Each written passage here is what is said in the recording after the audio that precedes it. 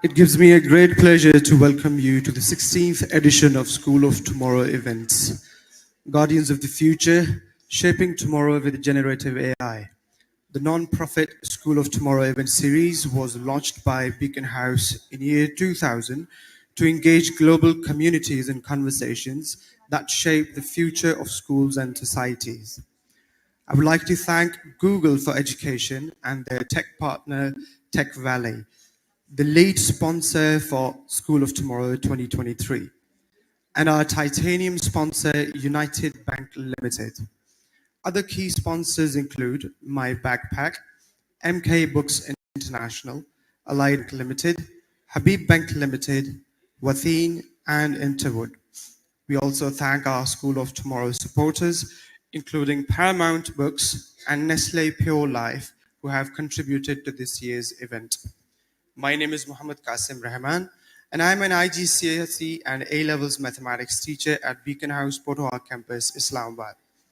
Please take a moment to note these important housekeeping points. Please ensure your cell phones are on silent. In case of an emergency, the exit point is located at the back of this hall. You may use the staircase opposite to this hall. In case if it is blocked or packed, you may use the one on the right-hand side. Always stay calm and follow the directions. Please use the SOT app to scan the QR for the session, question answer, and feedback. Share your thoughts on social media using hashtags, hashtag Guardians of the Future, and hashtag SOT2023. If you need assistance, our ushers are here to help. For questions, please either use the flashcards provided by the ushers or the mobile app. The panel discussion will last for about 45 minutes, followed by the 15 minutes for question and answer. I would like to invite the moderator of the session, Mr. Jazib Zahir, on the stage and introduce the panelists. Mr. Jazib is COO of Tintash, a global software services firm where he has managed projects for major clients like SESAM Workshop, Common Sense Media, BBC, and Houphouët Mifflin Harcourt. He is an adjunct professor of LUMS teaching courses focused on AI and innovation in education. He has presented at the AI in Education Conference at Chicago in 2019 and has designed and taught AI-focused courses to executives in Fortune 100 firms. He has a BS Electrical Engineering from Stanford and Education in Technology, Innovation, and Education from Harvard. Thank you. Thank you, everyone. It's such a pleasure to be here. I know this is the most challenging slot in the day. Hopefully, everyone has had a nice lunch. Maybe is feeling a little doozy, a little sleepy, but we'll try our best to engage you and get you excited about this. Now, it's so amazing to be having a conference focused on the topic of AI. It's the buzzword for everyone. Everyone's so excited about it. It's having so much impact on everything around us. But it's naturally leading to this question that, is AI just a catalyst? Is it for our benefit? Is it speeding things up? Or is it actually throwing certain challenges at us? How do we figure out, is it for our good? Is it for our bad? Is it for something in between? And how do we use it to maximize the benefits and minimize the risks? So as educationists, we're going to be explaining to you how AI has entered the fray globally and specifically in education, and we'll be discussing and debating where it's adding value and where it's creating certain risks. So before we jump in to specific details from each panelist, I just want to briefly introduce them myself, just in 1 or 2 lines each, to give you a sense for how eclectic this group is. And it was really important to bring together a very diverse group with different backgrounds.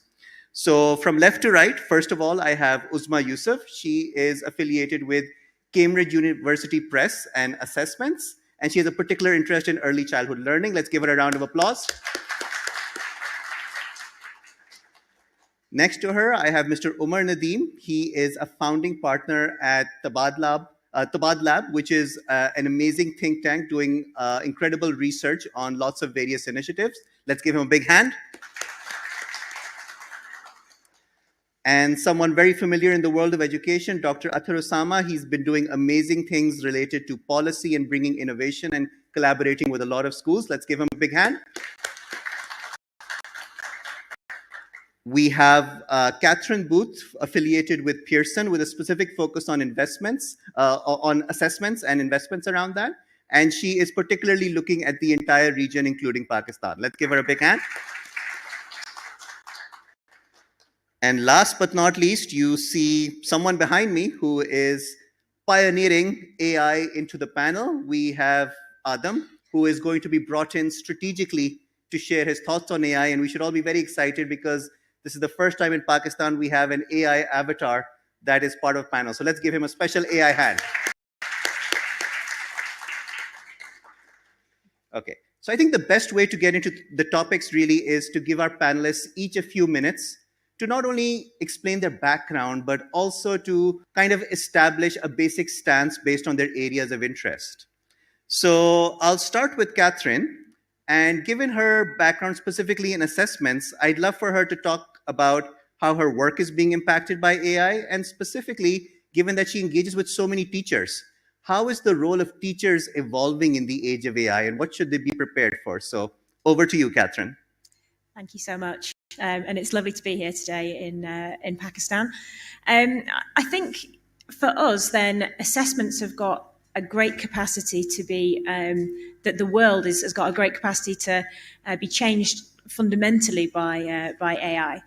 And as part of what we do at Pearson, then we're kind of, we're looking into this, and AI hasn't been a particularly new thing for us. It's something that we've been looking at for several years. In terms of the assessment world, then there's a few things that we can do. So firstly, can it help us with content generation, so exam paper generation? So can we, create examinations that are a little bit more, we can do it quickly, we can do it, more speedily, we can be a little bit more diverse in the kind of questions we ask. And so we've been doing a lot of work to look at that sort of content creation aspect of examinations. And some of it works quite well. So if you ask AI to create maths questions for exam papers, then it does it pretty reliably, pretty well. If you ask it to write science questions, then it does it pretty reliably and pretty well. But if you ask it to write English content, then when we started doing this, then we found that it was doing things like creating Shakespeare quotes all by itself. So there's an element of reliability that isn't quite yet there with AI. So I think what we're looking at is saying that I think we're kind of looking at AI as being, it's a co-pilot. So it's something that we use as a tool alongside our human expertise. And if it can help, then we can allow it to help. And if it can't, then we'll rely on our sort of more human angle. So it's something that I think will change over time. In terms of what the future looks like for assessment, then, at the moment we're all very familiar with exam papers, but AI opens up the possibility of adaptive testing. So a world where a student will be tested on a piece of content, and then dependent on the answer that they give, then the AI will then give them a new question. So they'll take a personal and differentiated journey through an assessment, if you like. So I think that's potentially really powerful. And then on the back end, on the kind of the marking end, then we've already seen that AI has the potential to eliminate bias from the way that we mark our assessments. And we've got a lot of checks and balances in place to make sure that our assessment marking isn't biased. But with human input, then there will always be that kind of that potential. So AI has got potential really to help us in terms of our marking. So I think for the assessment world, then it's going to fundamentally change how we do things. But I think it will never completely replace humans. It will be. I think the buzzword for us is it's a co-pilot. Now, in terms of the impact on teaching and learning, then I think it's got a potential for a profound effect on teaching and learning. And the way that we like to refer to it is the teacher now rather than be the sage on the stage, they're the guide on the side. So they're no longer the font of all knowledge. They're the person on the side that will help guide the learner through their learning journey. And it's a really important job they have to do, but it's a slightly modified job to the one that that teachers have been used to over the over history, if you like. And I don't think it's a new thing for AI. I think that's the thing with technology. So technology has ensured that teachers have increasingly been the people on the side. So students find their information from elsewhere, and it's the teacher's role to ensure that students are, making sense of it in the right way, and helping their skills of critical analysis and helping develop those kind of skills that help them be a little bit more discerning about the information that they find. So in terms of bringing it back to what Beaconhouse are doing, this is actually really exciting time for Beaconhouse and Pearson, because we are piloting together a more digital version of the classroom with on-screen assessment sitting at the end of it. So that's part of the work that we're doing alongside with 5 campuses at Beaconhouse at the moment. And Beaconhouse are looking at that flipped learning idea. So that classroom now is the students go away and find that knowledge, and then we ask questions about it.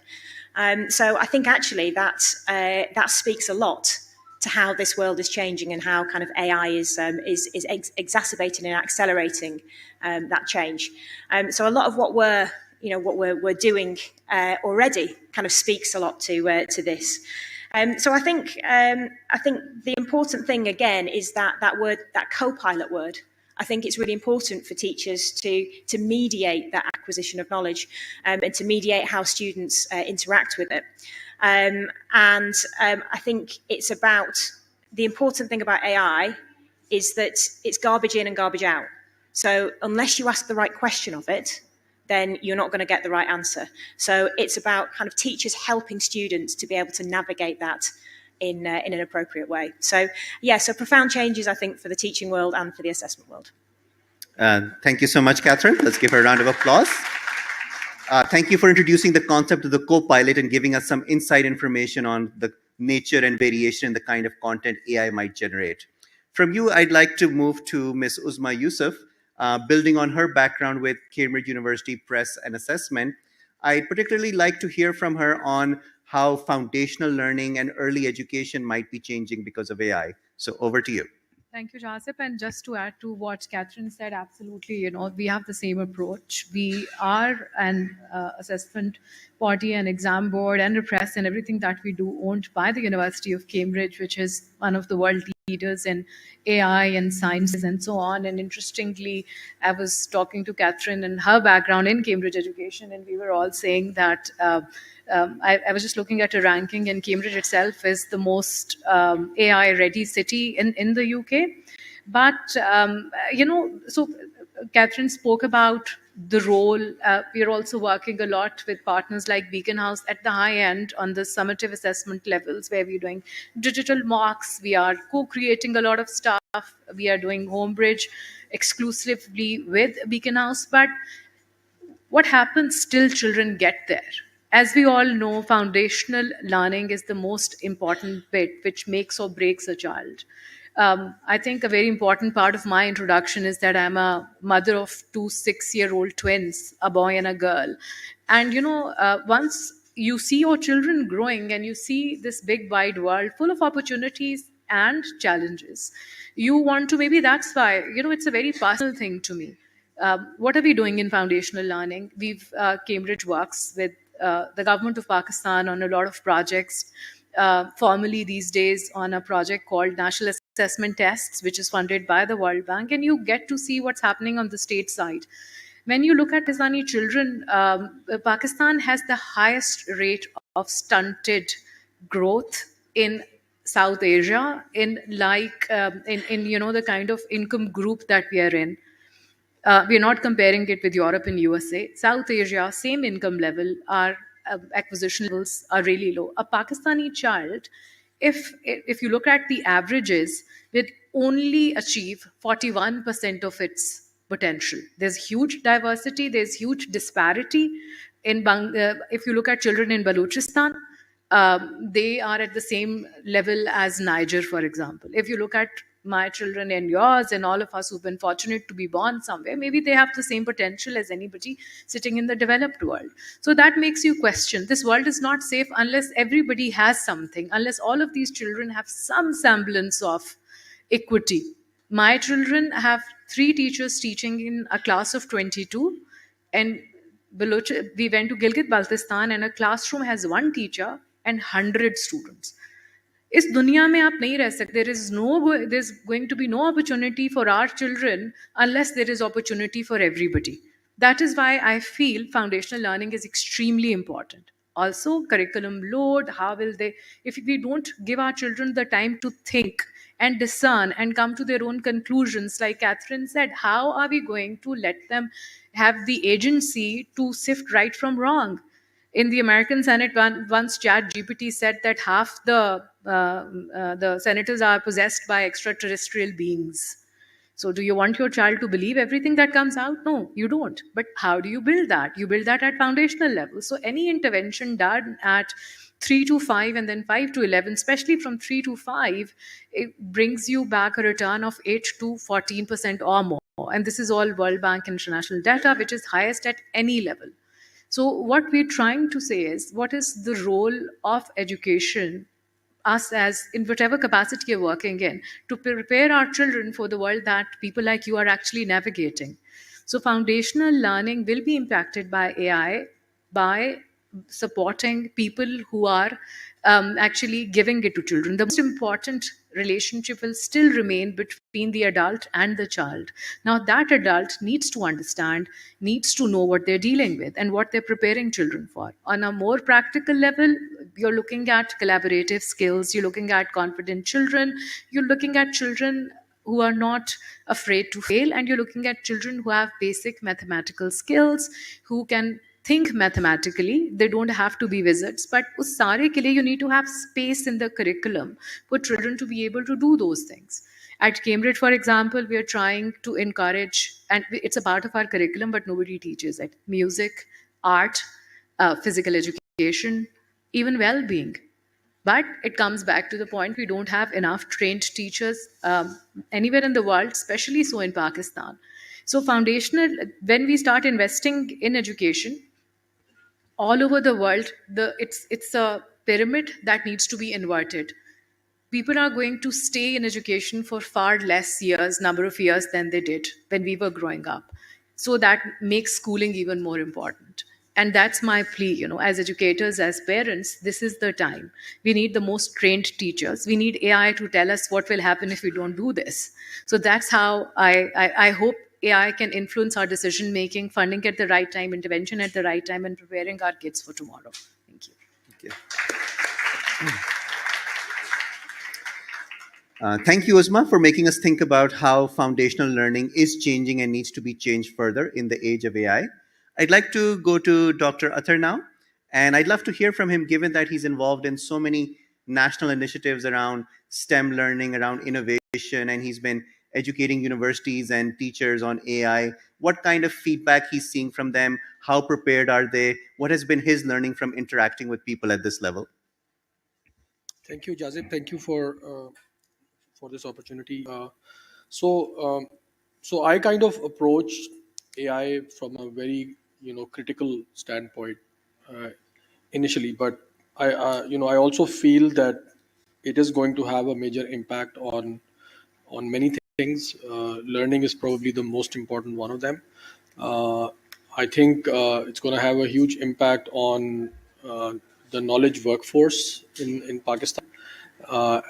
Average will not be satisfactory anymore, and a lot of people who do kind of semi-skilled knowledge work will potentially go out of jobs because just the technology plus another person can do job very well. So this is something that is of a lot of interest to me from both as an academic but also as a educator, evaluator. So about, I think, 6 months ago, I and Tariq Banoori, who's the former chairman of HEC, we sort of sat down and started saying, look, this is this is happening, who's doing what, are we doing enough, are we even trying to understand what is happening. So during the course of the process, we sort of created a small group of people, brought together a small group of people. We call ourselves Park GPT, and our hope is that we can come up with some ideas of how to use AI, particularly in education, but particularly in particularly within that in higher education and universities. So Tariq and I are really interested in building small tools on top of ChatGPT, perhaps, that could be used by our university students and university faculty members. One of the problems we are really interested in is this idea of using ChatGPT like solutions to do automated translations. Majority of the university students in Pakistan are not really fluent in English. They don't really understand English very well. It's kind of second or third language for most of us. So why is it that we are forcing people to produce content in English when we have an intermediary solution that can translate things in real time, right? If you go to developed countries, countries that value their language and culture a lot, you will find that there is hardly any book available in English, right? Every single book will be available in their own language in real time as the book is published around the world, but it's not going to be available in English. Uh, you go to France, you go to Turkey, you go to any place like that. So and in unfortunately in our country we've kind of failed to produce that sort of a translation movement where all the content is available in local languages. So we have to teach our kids to express themselves in English, and most of them do a very poor job of it. So I think one of the things that we are trying to experiment with is can we build a tool that, obviously we need to train this into Urdu and other regional languages, but can we build a tool that would enable somebody to read a text translated in real time in Urdu and then respond back in their language and translate it back into English. Similarly, we are also very interested in building a kind of a personal tutor. Again, all the content of a particular course can be put onto a server, and then chatbot is able to use that content to have a conversation with the student. So I think personalized education is one area where I think chat gpt can certainly help, when used intelligently. And the teacher cannot answer every single question. They cannot answer the curiosities of every single person in the classroom. So they can give every student a task. Go home, I've told you something, go home and have a half an hour conversation with a chatbot and learn more about XYZ, and then come back and tell me what you've learned, right? So I think that kind of a process earlier without this chat GPT technology was not possible. It is now certainly possible. Obviously the technology will still evolve and be become better, but those are the two avenues that we are really interested in. So about a couple of months ago, we actually ran a short course for university faculty. We trained about 150 university faculty, across Pakistan, over a 12-hour or so course into how to use ChatGPT. One, how to use it in the classroom, and two, how to redesign assessments in the university so that they are kind of ChatGPT proof. And over the last couple of months, I've been following about 75 of these, university faculty members into how they're actually using or beginning to use AI in the classroom. And I can, talk more about the feedback from that process. But obviously, everybody's kind of taking it at their own pace. Obviously, we all know that students are mostly using it, and it's the faculty that is kind of lagging behind. And I think over a period of time, a lot of burden is going to fall on the faculty members. This design of assessments so that one, they are kind of chat gpt proof, which is kind of a reactive way of doing this, but more importantly, to design assessments so that the student and the AI can do more than what is possible without the student, right? So you need to be able to learn more using this tool. And so assessments need to be redesigned in a way, and most of that burden is going to fall on the faculty members, which means that the faculty members need to be trained in doing some of this. I can talk more about specific learnings that we have from this ongoing study with the universities, but I just feel that schools has an even bigger problem. Right, with universities, you are at a stage where students are 2-3 years before they're going to go to work. The employers mostly don't care, whether you use AI or you do it yourself. Um, and the foundational learning, as Uzma said, has already happened. So I think the universities have a slightly less difficult challenge. I think schools have a far more difficult challenge, because if certain type of learning doesn't happen at the right time, then those elements of learning will be lost forever, right? And the students will not be able to learn. For example, if we allow everybody to start writing everything using Chat GPT, then people are going to lose the ability to write a paragraph, right? And I think that's very critical at a very early stage. So we are also very interested to work with teachers in how school can adopt AI in a more constructive way, and I'm happy to talk further about that later.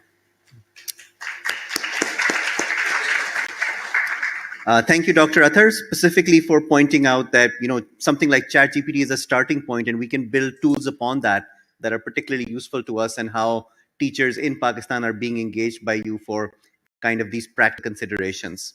Next, I'd like to give a chance to Umar, kind of building on his policy background. I'd love to hear from him on how policy relates to AI. Is it that AI is so far ahead of policy that policy is always catching up? Or are we already seeing how to think about frameworks to manage AI, to regulate it, to maximize benefits, to minimize risks? So over to Omar. Really interesting discussion, and I think a lot of what we do at the Bad Lab brings a really interesting blend to this discussion. We work on how digital policy and regulations work, and so how they influence the digital ecosystem in any context, and how it's evolved, and how we can strengthen it. And then we also work on education policy and delivery chains, and a lot of our work focuses on the use of technology for education. I think the AI discussion is absolutely pertinent, really current, and is going to become even more important going forward. And I'll try to bring together everything that Catherine, Athar, and Ulma said in a framework for the audience to understand. So one, all the risks that we can associate with the use of technology extend to AI. And so everything around data privacy, protection, cybersecurity, all of that is by default extended to the AI space. The specific risks that the use of AI and the kind of use cases we're seeing extend are on issues of platform bias. And so how are algorithms trained? Are they trained to be contextualized for the environment in which they'll be used and operated in? Are we training them on the right principles? And so the whole debate on the ethics around the use of AI steps in. The second really important aspect comes into play, and that was touched upon briefly as well, is the generative aspect of AI. When we allow AI to create original content by either using cues or prompts or understanding how it processes inputs, how do we ascertain fact versus fiction? How do we ascertain attribution? And what implications that has in a really sensitive context around learning at the foundational levels or at more advanced levels? And I think the third part, which is around managing these two risks, is the transparency and governance of how AI generates outputs and plugs into systems. Now, if we apply all of this, policy will sort of catch up to innovations and will always be lagging, just like most innovation cycles.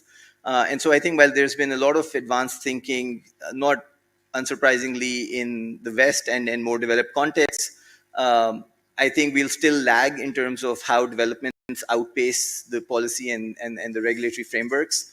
But it's really important to understand the role of policy in a context like Pakistan. So our extremely low baselines in terms of education attainment at a national level, my view for a context like this is that while the risks are really important and we have to focus on understanding and addressing them, the policy environment and how technology is used in education has to essentially accelerate what we haven't been able to achieve so far.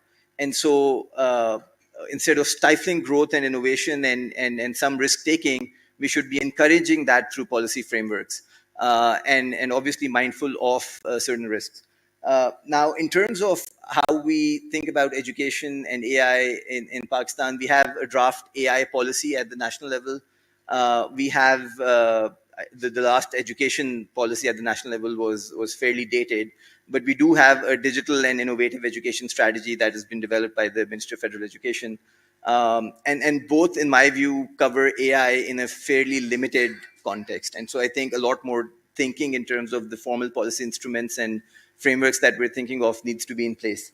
The second thing is, in addition to how AI is used, the enabling environment of what would proliferate the use of AI in the right context has to be really important. So that covers a wide range of things, from financing and resourcing developments and research into AI, how we think about the data part. And I think that's a really important part as well.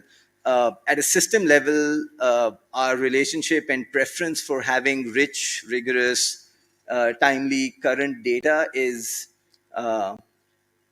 very weak. And so I think the urge to be able to generate data that can feed and connect with AI algorithms and inform them has to be a priority, because essentially we're missing out on the raw ingredients. And so if we're collecting data while we train and develop, that's a much longer cycle for us to adopt.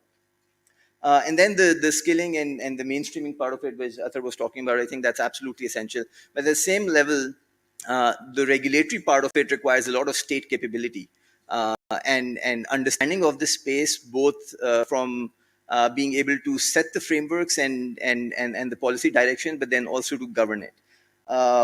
And then coming to the point about policy catching up, I think there's a fair consensus on how what principles should underpin governance or regulation of AI, but the implementation is not very straightforward. And I think that's always going to be a risk and challenge in terms of how it's implemented, what are the execution mechanisms, what kind of implementation capabilities will be required, but also how principles are put into practice by service providers, businesses, governments, communities.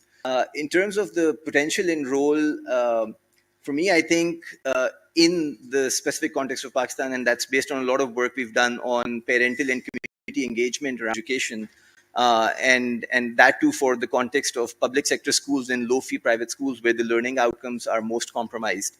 I think a really high potential and catalytic use case of AI would be to enable parents to engage with the education processes of the children, and something that Usman was alluding to. The challenge here is a high proportion of Pakistani learners in early years, especially, are first generation learners. And so their parents haven't been through education systems or attainment where they can engage with textbooks, where they can engage with evolving frameworks of education, where they can use technology very, very proficiently to assist their kids in learning. And so how does AI become a co-pilot or a facilitator for parents to be able to engage in local languages, in locally relevant examples and context, and really help their kids through the journey? I think that's a really transformative and catalytic case of deploying AI in the case of Pakistan. But I'll just stop here and then move back there. Thank you so much, Umar, for making us think about frameworks and risks and how parents can get involved. Now, I think Adam has been holding his smile for a while, so let's see what kind of information we might get out of him. Adam, where should we expect the biggest impact of AI on education?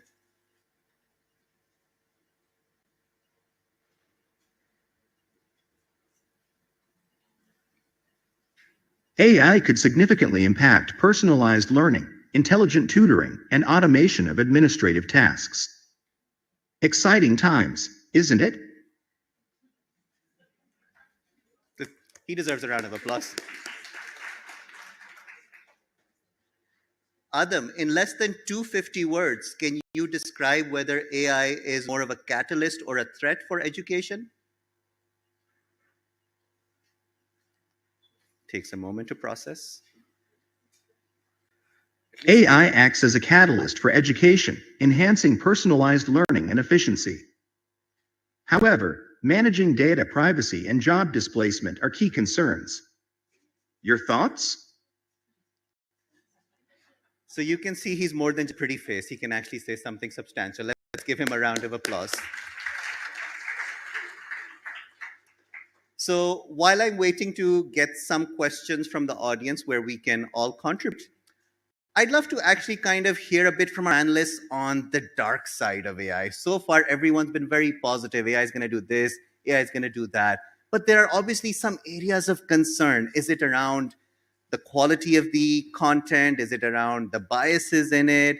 Is it that AI is going to change society in a certain way? I'd love to hear from you guys on the concerns, how valid the concerns are, how are we elevating concerns. So anyone who'd like to take a stab at it can go ahead. So Catherine, you'd like to jump in? Yeah, I mean, obviously we've got to acknowledge the concerns that are there. I think for me, then it's the children that are the concern, and for us as adults, we're in the transitional generation, right? So we have that base knowledge, we have that understanding of the world and of concepts and ideas, and we can use AI to help us. We can use it to, I use AI. I'm going to admit it. I wrote a speech the other day using AI. It saved me about half an hour. It was brilliant. But what I was then able to do was pick out the paragraphs that worked for me and pick out and get rid of the stuff that didn't really work and change things around a bit, because I had that kind of like that base knowledge and that base understanding. I think the next generation, unless we get a handle on this, then they come into this without that base knowledge and without that understanding of how to use that AI. So then you have potentially people who are like, oh, I don't need to know anything. I can just rely on AI completely. So I think there's a role of educators to really address that. I've taken a long hard look at kind of what we do as assessors, as an exam board. Does an exam board need to exist anymore? Well, actually, I think the importance of high-stakes assessment actually increases, because you need to ensure that students have got that base level of knowledge and understanding of the world to be able to use AI.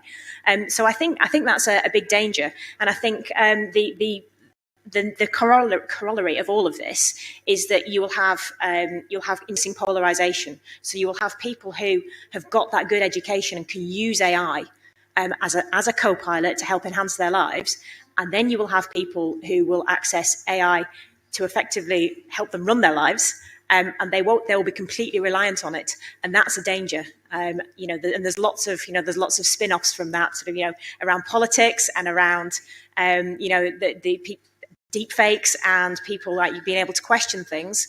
There then becomes a narrative that can be completely driven by the AI, and that's where there's dangers, I think. So there's kind of like wider societal dangers in all of that. Excellent. Thank you so much for sharing some of the concerns around content as well as kind of how people are learning. And from there, let me jump to a question from the audience. So someone is asking, how can AI-driven educational apps be effectively utilized to enhance student learning experiences? So coming back on kind of their positive benefit, they'd like to really understand tangibly how will AI help, building on what Adam told us about maybe personalization. So would anyone like to take a stab at that one? Sure, Dr. Athar, go ahead. Yeah, so I mean, something like what Khan Academy has built, the Khan Migo, and I know it is a version of that is also being developed locally in Pakistan, and I hope at some point we can also use it to translate into Urdu, so people can also converse with Urdu. But as I said earlier, I think it's quite interesting what half an hour in half an hour a student can learn while having a conversation with somebody who can give, if not extremely interesting answers, at least kind of half decent answers, right? Because you as teachers cannot spend half an hour with each of your students giving specific examples that they ask you. So I'm interested in this, can I do this, can I do that, okay, if I do this, what happens?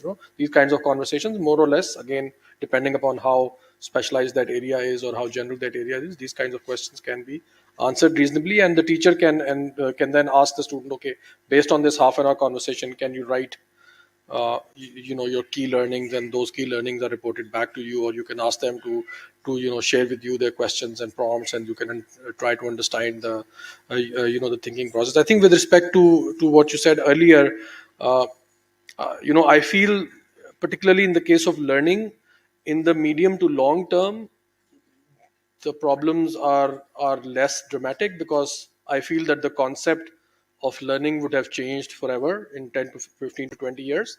But the interim period, the short to medium term is really painful, because you're going to see a lot of episodes of using AI to cheat, reproducing whatever AI, produces. The quality of output is also not really very good. And so there are going to be serious learning losses in the short to medium term. And I think those are the things that we really need to keep our eye on. When I was surveying some of the literature that is being produced in the West on this, in terms of usage of AI, particularly in education, we are almost at the same level where the best places in the West are.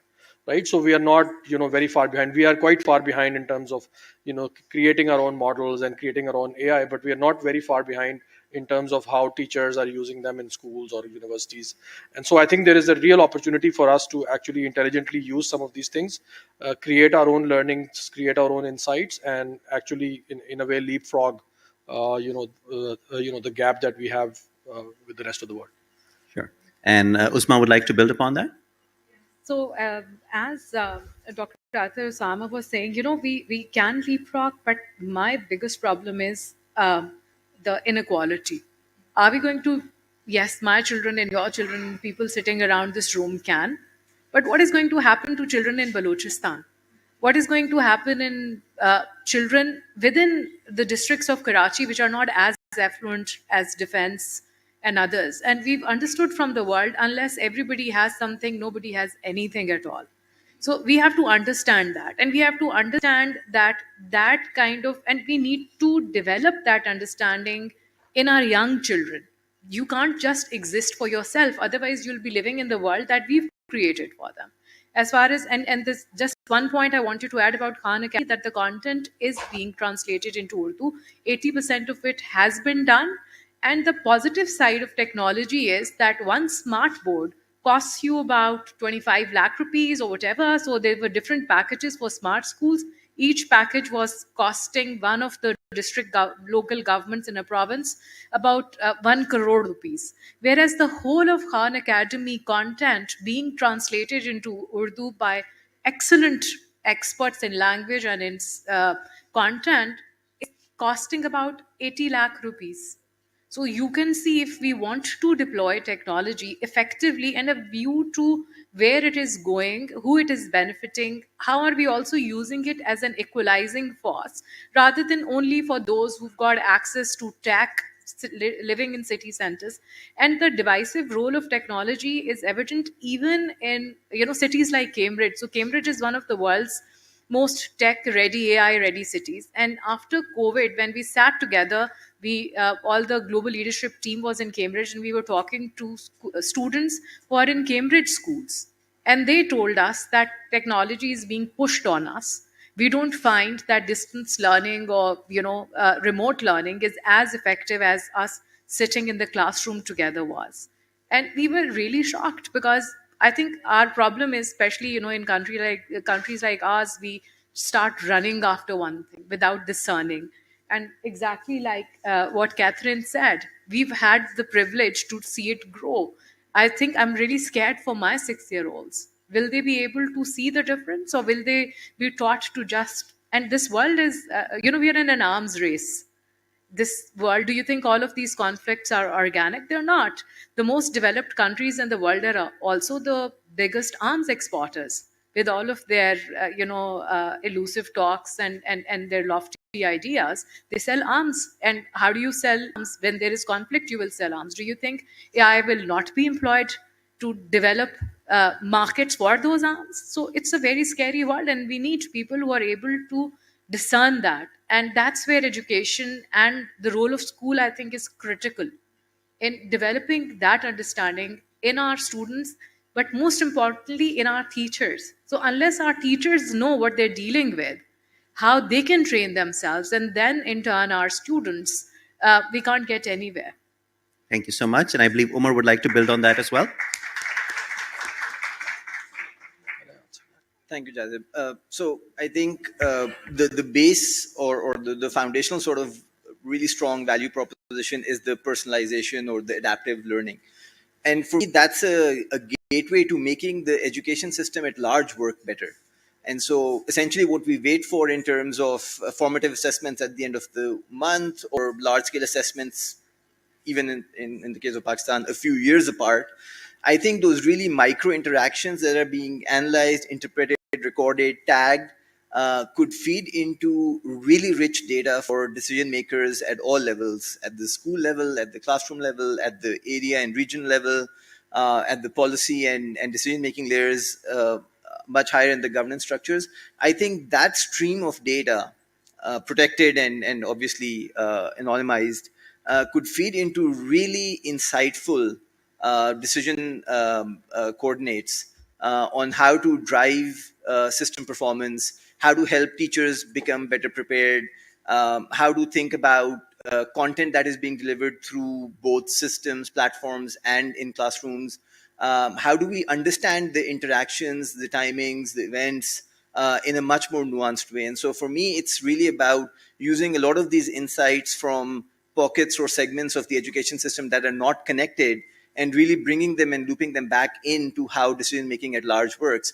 And with AI, even global exchange and learnings and insights could be translated in a sort of trans-border way, much more conveniently. And so for me, I think that's another huge value add in terms of how the whole ecosystem connects to make it better. So, Dr. Athar, I think you wanted to give this strand of thought to some conclusion. No. So I heard what Uzma said, and you wanted some controversy, so I'll give you some controversy. So, I mean, I'm not able to understand what you're arguing. Are you arguing that we should not use AI to leapfrog the education debate? I'm not arguing for smart boards and things. I'm just arguing for access to technology, which could happen on a 10,000 rupee smartphone as well. I feel we are not moving at all, right? So the education problem that you are talking about, we are not moving at all. So maybe this provides us an opportunity to start moving in a certain direction, because I don't think we'll be able to train enough teachers to provide the kind of education that we need to provide to all of our kids. 24 or 22 million kids are already out of school, and those who are not in the school are also not getting good education. So maybe this is a tool that we can use, like a personalized tutor, like in any other creative way, to try to reduce that gap between the teaching time that is available, or the teaching resource that is available, and this and what the student and the number of people we have. So You at all. I was just saying right kind of technology. So I just said Khan Academy is cheaper. That's also tech. So I was just saying that we need to do it in a way which is equitable, and we need to kind of No, bring absolutely. everybody together. No, absolutely. And I mean, again, I think we can use. Yeah, we agree We on. try to disagree, but we agree. I think that's a great debate to have. But I saw another very interesting question, and I'd love to hear from some of you guys on it.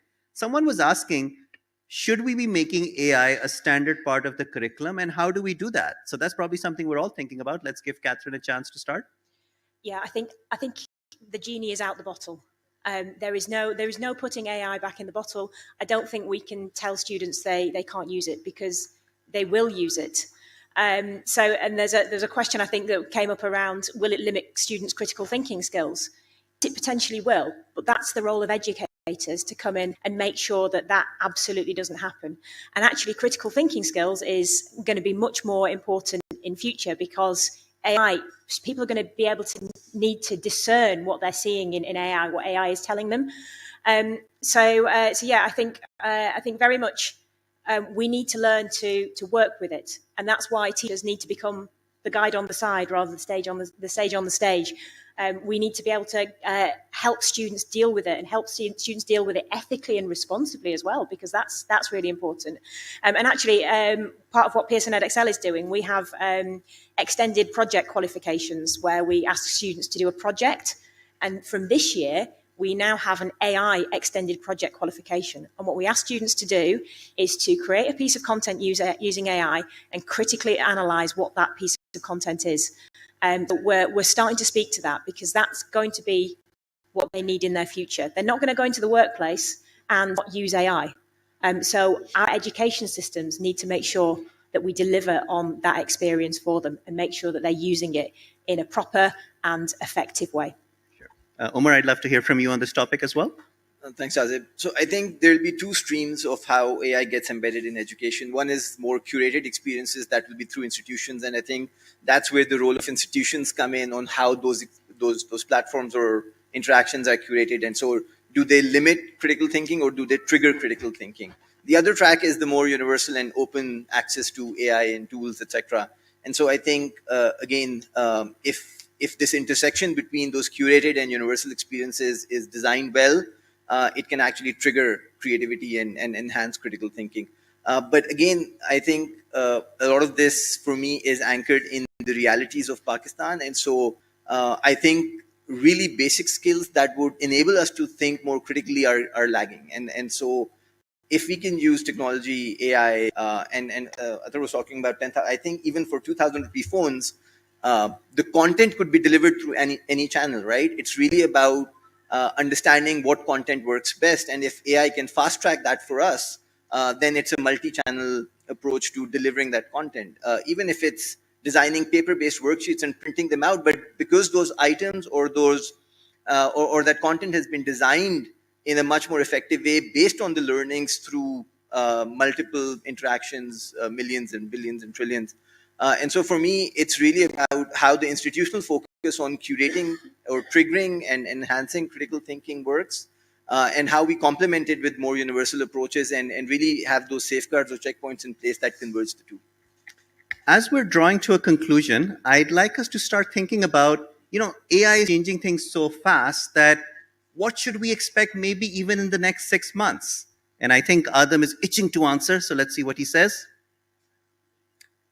Adam, what should we expect from AI impacting education in the very next 6 months? So, thinking. At least he's not as fast as us. Yeah. Expect advancements in personalized learning, smart content development, and administrative automation. Ready to embrace the future of education? I like that he has a marketing touch to him. Yeah. Are you Always. ready?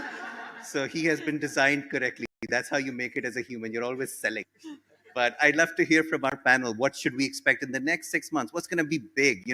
6 months ago, everyone loved ChatGPT. Now they're kind of like, it's getting a little stale. What's the next best thing? The next big thing? So what should we expect in the next 6 months now? What do you want to see in the next 6 months? That's a better question.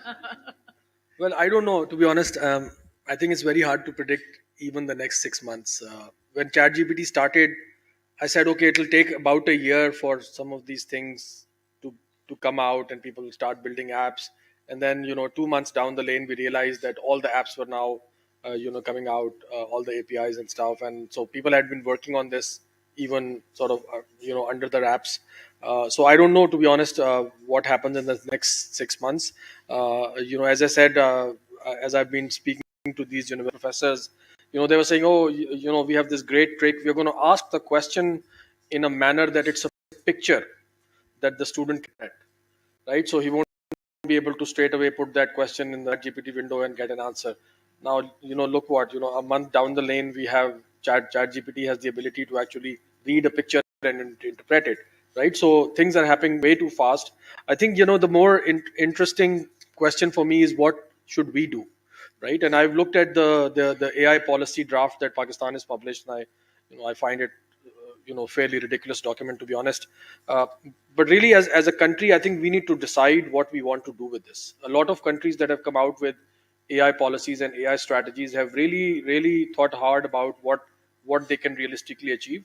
So, for example, the Indian AI policy, which actually launched 2 years ago, talks about the fact that they understand, they can't be world leaders in AI. So they say we are going to be the laboratory for the rest of the 40% of the world's population, right? We're going to be the AI laboratory for the rest of the 40% of the world's population. The UK policy says we can't be the leaders, we'll be leaders in Europe. So we're going to make investments so that we are the preferred destination in Europe. In the Pakistani policy document, there is no such focus. We are just saying what everybody else is saying. I think it's drawn from various policies. So there's really no focus. If you ask me, I don't think we'll be able to build any foundational models or any this really sophisticated, sort of AI. So I think we should. The one thing that we do well is export manpower. I think we should focus on education and learning and training our people to be able to use AI. Now, the sorts of things that we could do perhaps is a general awareness program in which we ask that every citizen, or at least a significant portion of our citizens, should have some kind of an AI competency in terms of thinking about how AI is going to impact the world, how it changes various things. Finland has done this for their 5 million people, or whatever the number is. They created an online course and they asked everybody to take that course, and so everybody is literate in how AI works to a certain extent. I think Pakistan can do it too. And we could really become exporters of manpower to the world, focused on AI. But those are the sorts of choices that we have to make. And education is certainly the area that requires the most effort in this regard. I think student and teacher education is absolutely critical. Students will still get it. I think teachers would be the hardest to work on, right? So teachers is the part that really needs a lot of work. I think Catherine would like to bring things to a conclusion. Go ahead. Yeah, just very quickly. I won't speak to the policy point, but in terms of what will happen in the next 6 months, I don't know. But in the near future, I think there's a real importance on education organisations, including Pearson, to start to create age appropriacy within these sort of AI tools. If a student just goes into ChatGPT today and asks about mitochondria, then they might get like PhD level content. Whereas I think what we need to do is start to create safe large language models that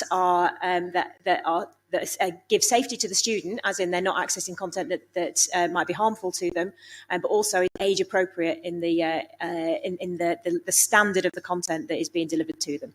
If we can do that, then AI in education really starts to become transformative. So I think the final thought really is that AI has lots of exciting possibilities, but we have to tread with a little bit of caution. That's the final message I'm taking away. There are limitations. There are certain best practices to implement it, which we need to be mindful of. But overall, we're seeing a lot of possibilities and capabilities coming because of AI. So with that, I'd like to bring the panel to a conclusion. Let's give a big round of applause to our participants.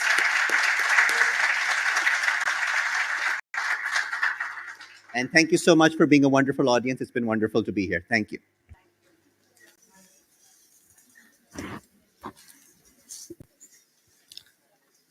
That was an amazing panel discussion. Thank you very much, Mr. Jazib and respected panelists.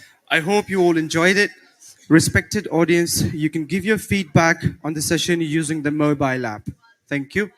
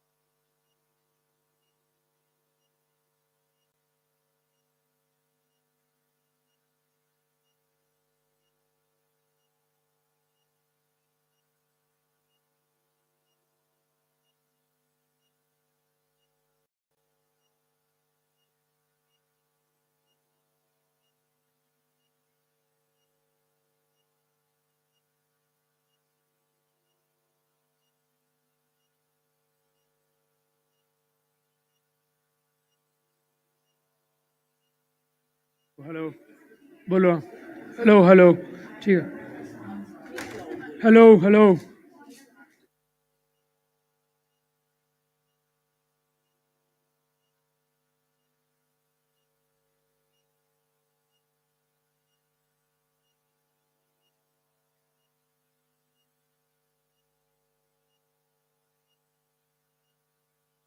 No, no, we're not here. We don't exist. We just have the race badge. Oh damn, Hillary. Why don't you take a seat? okay So we all go. We all go. yeah You're going to be introduced. Mr. Down here and then you go Mr. Florian Cipriani. And then yes, yes. we're gonna start with the video anyway He still has to tape the thing too, man. He said the tape's coming. Let's start all seated. He still has to tape Welcome my. to the DNS-DHA from heated MYB basketball games.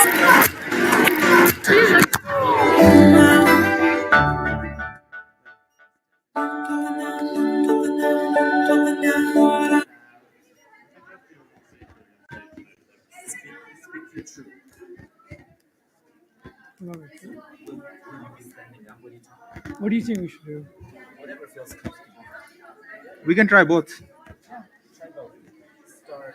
will it look bad if like I glance over this sometimes like just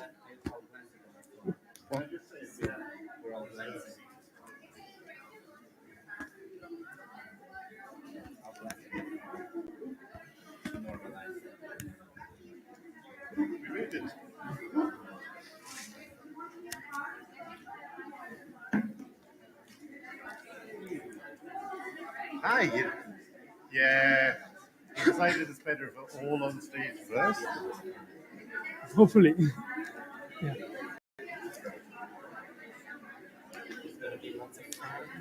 Some of them are meant to sit around the tables.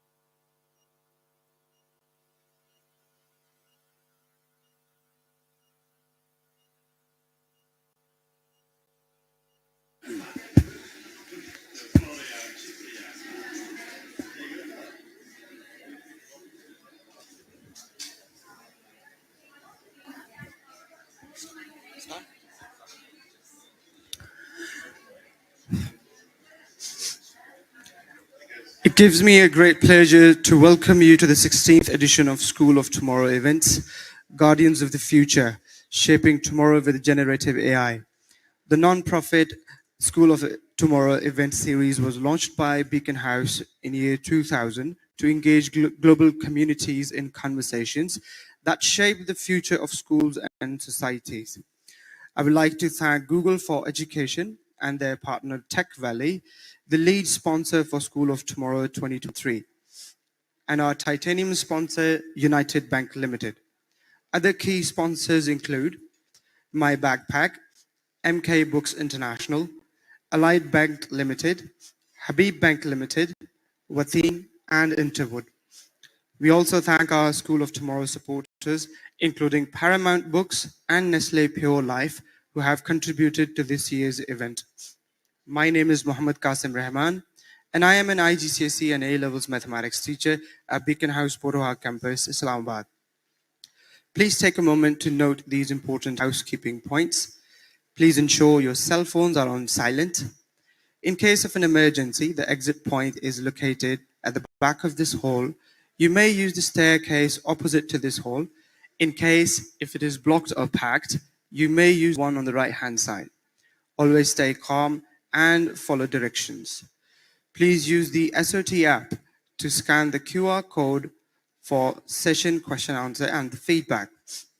Share your thoughts on social media using hashtags, hashtag Guardians of the Future, and hashtag SOT2023. If you need assistance, our ushers are here to help. The workshop will last for about an hour. I would like to introduce Mr. Ian Riley. Mr. Ian Riley is the head of school at TNS Beaconhouse DHA. He is an advocate of the student agency and promotes this not only across Beaconhouse, but also Pakistan, with his role as an IB Pakistan consultant and treasurer. He is an IB evaluation leader, program leader, workshop leader, and online facilitator. Mr. Ian has a master's in educational leadership, postgraduate in education, a bachelor's in history and English, and the certificate in education from Harvard University. He is also a visitor for the Middle States Association and the Council of International Schools. Okay, now, good afternoon to everyone here. Now, this is, I'm not going to use the microphone. I don't think, can everyone hear me at the back? Yes. I thought you might be able to. So, it's my pleasure today to introduce three amazing people very, very quickly behind me. They will introduce themselves for agency purposes. So we have Abdullah Mustafa, who's a student of mine at TNS. We have Ibrahim Rashid, again a student of mine at TNS. And then a friend of mine, and also, in many ways, a boss, stroke critical friend of mine from the IB, Mr. Florian Ciprian Bachu. I had to practice saying that for a long time. Now, before we start anything today, what I would like is for a video to be shown. And once the video's been shown, I'm going to explain to you why. Video, please. Hi, I'm Muslaji Shah from grade 9. Hi, I'm Anag Gulzar from grade 9. And welcome to TNS DHA. From heated MYB basketball games. To intense football games between the deepest. The school ground represents unity of all our students. Hi, I'm Musa. I'm an MYP4 art student. Hi, I'm Zarar. I'm an MYP4 music student. This is the art space, or how we see it as an art student getaway from the rigor of a school day. We like to pour our hearts out through loud music. We're sit for a peaceful, still life art session. Stay still. And at the end of the hall, you'll find our differently abled students.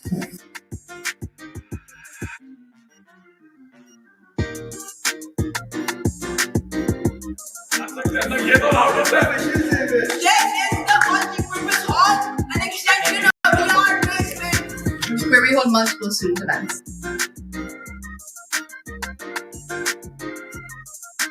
Sometimes students really make the hall live up to its multi-purpose names. The art basement and multi-purpose hall represent an open space for our students' freedom of self-expression. This is our early years and primary years library, home to the curious minds of the little ones here at campus. Hey buddy, what you reading? The Book of Beaconhouse. Who? It's a library. Here is where our PYP students hold their IT classes. Here is where our PYP students learn important 21st century skills for our future of learning and technology. And now, we head to the biggest trek of all, the third floor library.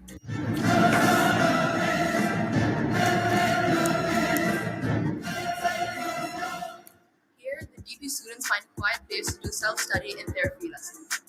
Or just shh. The library is a place of tranquility in our school. A place where our students celebrate independence and peace. Here at PNS, our acquisition of knowledge begins at a very young age.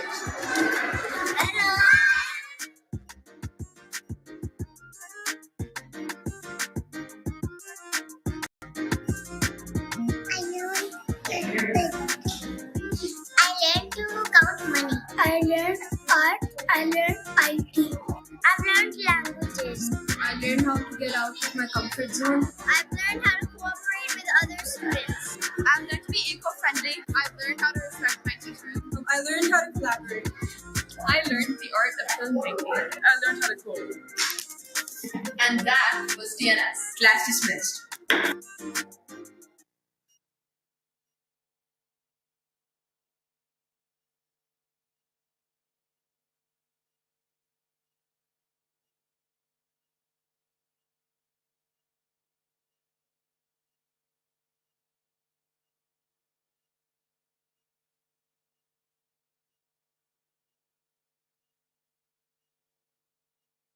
Did I edit the video?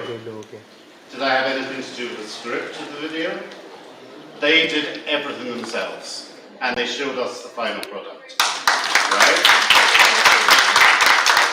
This is the power of the student. So when we look at student agency in the IB, in Cambridge, it doesn't matter. In any school, we have to talk about voice, choice, and ownership. Okay, at the end of the day. It is something that I'm very proud of and an advocate for in Pakistan. And today is nothing to do with me. Okay, it's to do with these two wonderful individuals behind us. They're going to tell you a story at the end of the day, and it's their story.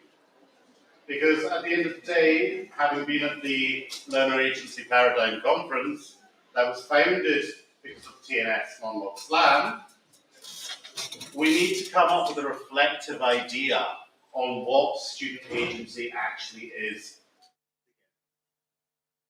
Student agency is different in every school due to the context, due to the people that you have. It changes.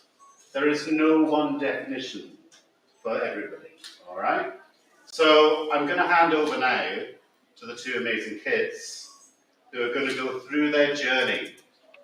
They're going to give you some reflective questions that you need to look at, because you're going to have to discuss this either now or later in your groups. And then if we have time at the end, we're going to give you an activity, which will help guide your schools with your own ideas on how you can achieve student agency for the future. So please give a big hand of applause.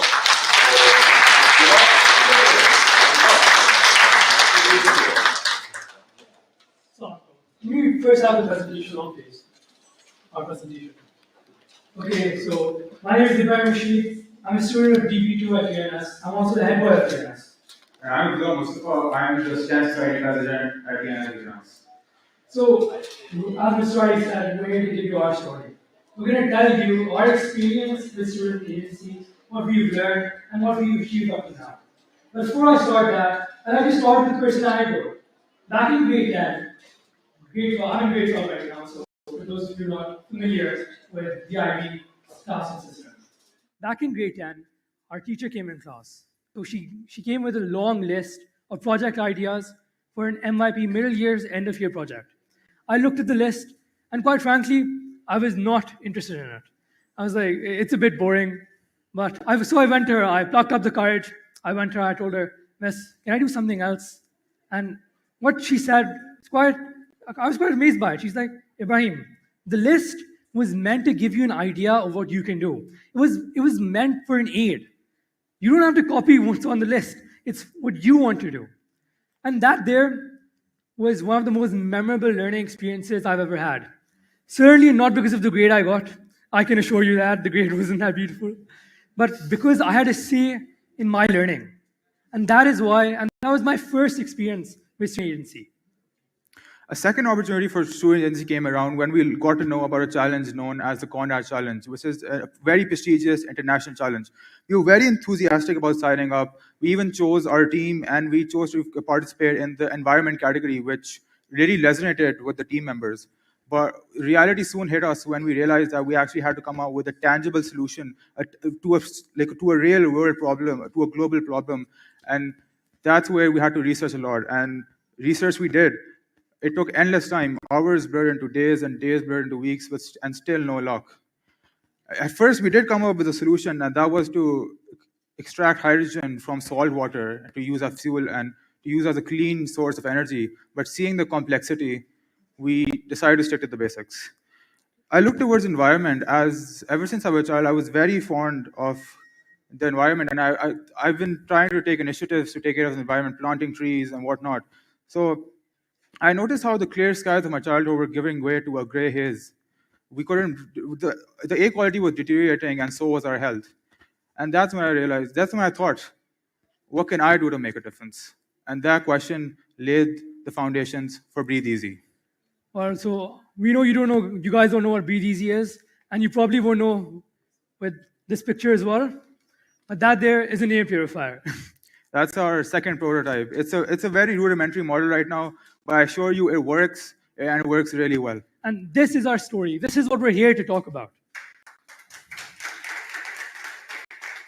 And now, Abdullah has already told you about the inception of the Breathe Easy idea, of how it came to be. It came to be because of an international competition known as the Conrad Challenge. The Conrad Challenge, it's a very prestigious international competition founded in America. So it's basically California-based and NASA-funded. So while we were applying, we were like, okay, next March, we're going to be spending time having lunch with NASA scientists. We started daydreaming. Well. And so basically, let's start with the idea. Now, what was different with us and a problem we faced was that we registered for the competition before we had an idea. So normally, you cater a solution to a problem. We catered a problem to a solution.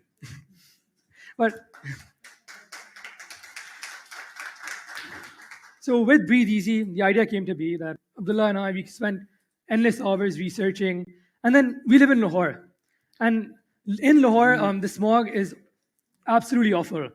The AQI reaches 400, PM 2.5 levels are through the roof. And going outside gives you a very bad headache. And more importantly, they affect cognitive development. And I don't know about you guys, but I think it's one of the most powerful things I have. I don't want to... Yeah. And so basically, that's where we thought, why not? That's where we started learning about air purifiers. Wow, air purifiers exist. But when we researched about air purifiers, when we got into it, we learned that current air purifiers, they cost more than the average person's monthly salaries. Most low-income and middle-class families can't afford air purifiers, with air purifiers prices going above 60K, which is more than a family's monthly income, a middle-class family's monthly income. And the thing is, the only respite for our smog-ridden country, air purifiers, they contribute to the very issue they're trying to solve. Your conventional air purifier, it runs on HEPA filters. What are HEPA filters? Plastics. As the market growth trends, they're projected to increase exponentially. And with that, plastic pollution is expected to increase as well.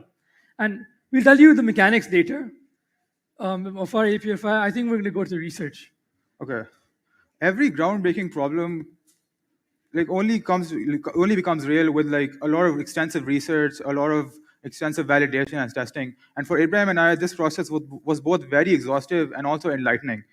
Since the start, we found ourselves in a vast domain of environmental solutions. It was very easy to get overwhelmed, but we were driven by a singular vision: to revolutionize air purification. Diving deep into the world of air purification, we encountered numerous studies, white papers, a lot of patents as well. And with every single web page we opened, every single research study we went through, that unlocked a different piece of the entire puzzle.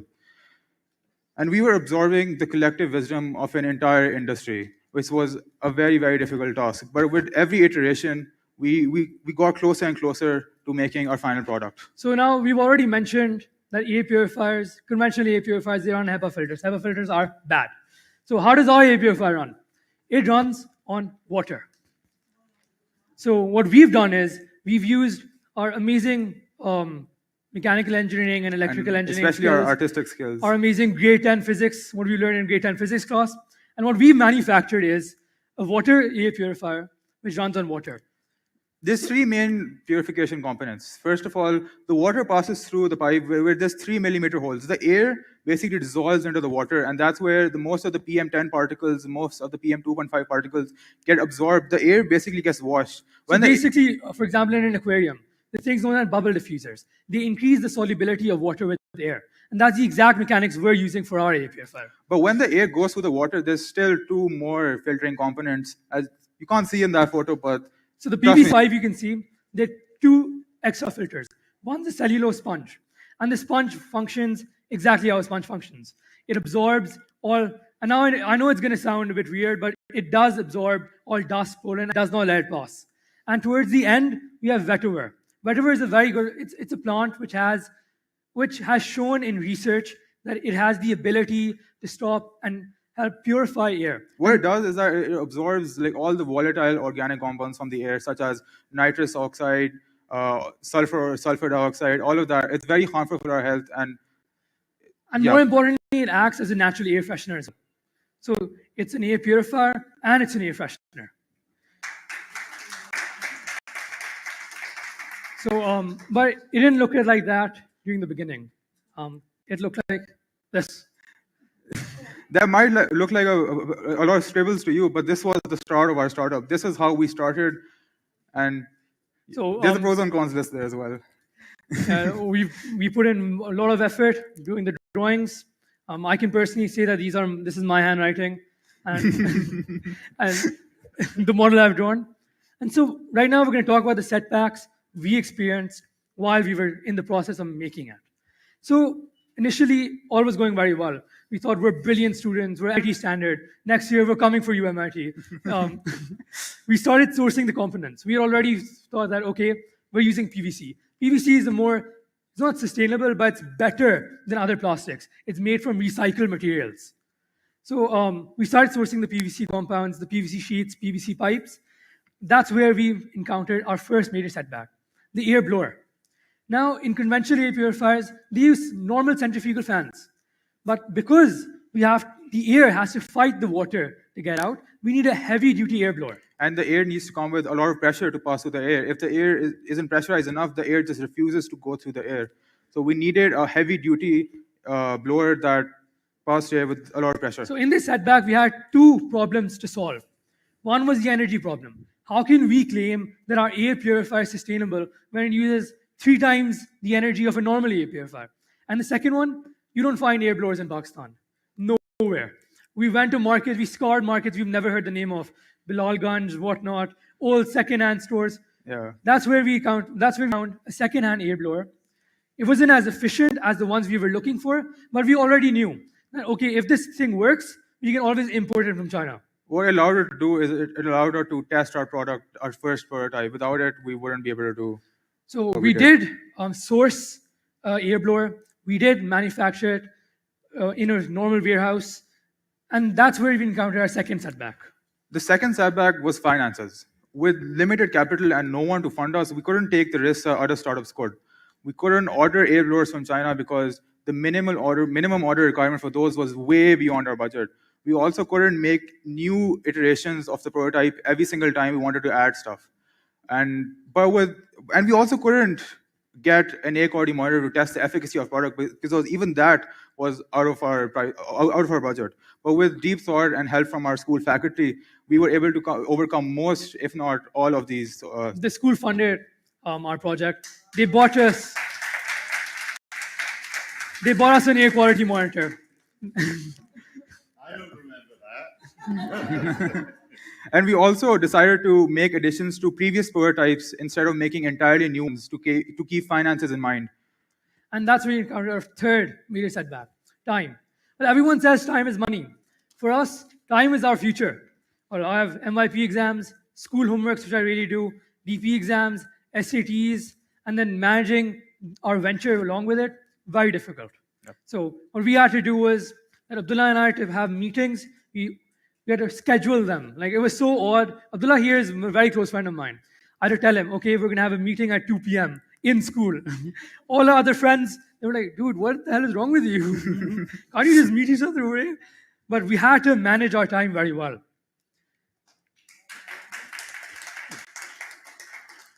As you can see, this was our first prototype.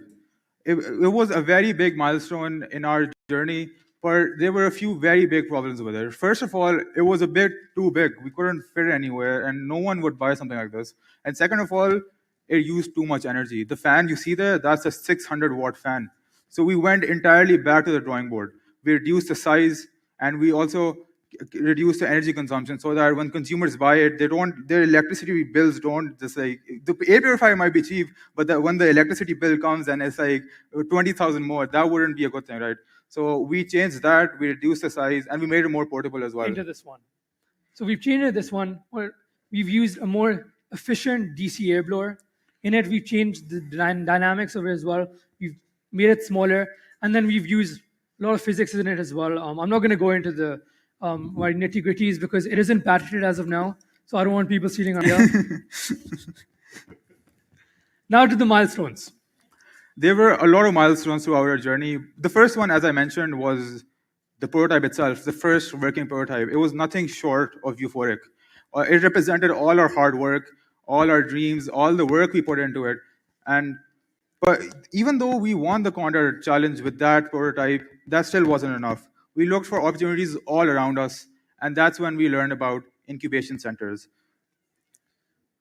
Being accepted into NIC, National Incubation Center Lahore, Cohort 12 was another significant achievement.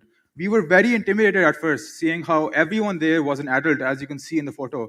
They had been working on the startups for years and years and years, and we were just novices, we just started. But this ended up being a very... And there were many awkward conversations as well. So we were the only school students. Most of them were either in their masters, done with their bachelors. So I was there. I met this student, not a student, he was a LUMS graduate, LUMS undergraduate.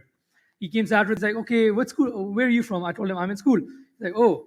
And then he looked at me with this despair and he's like, oh, you have nothing to lose.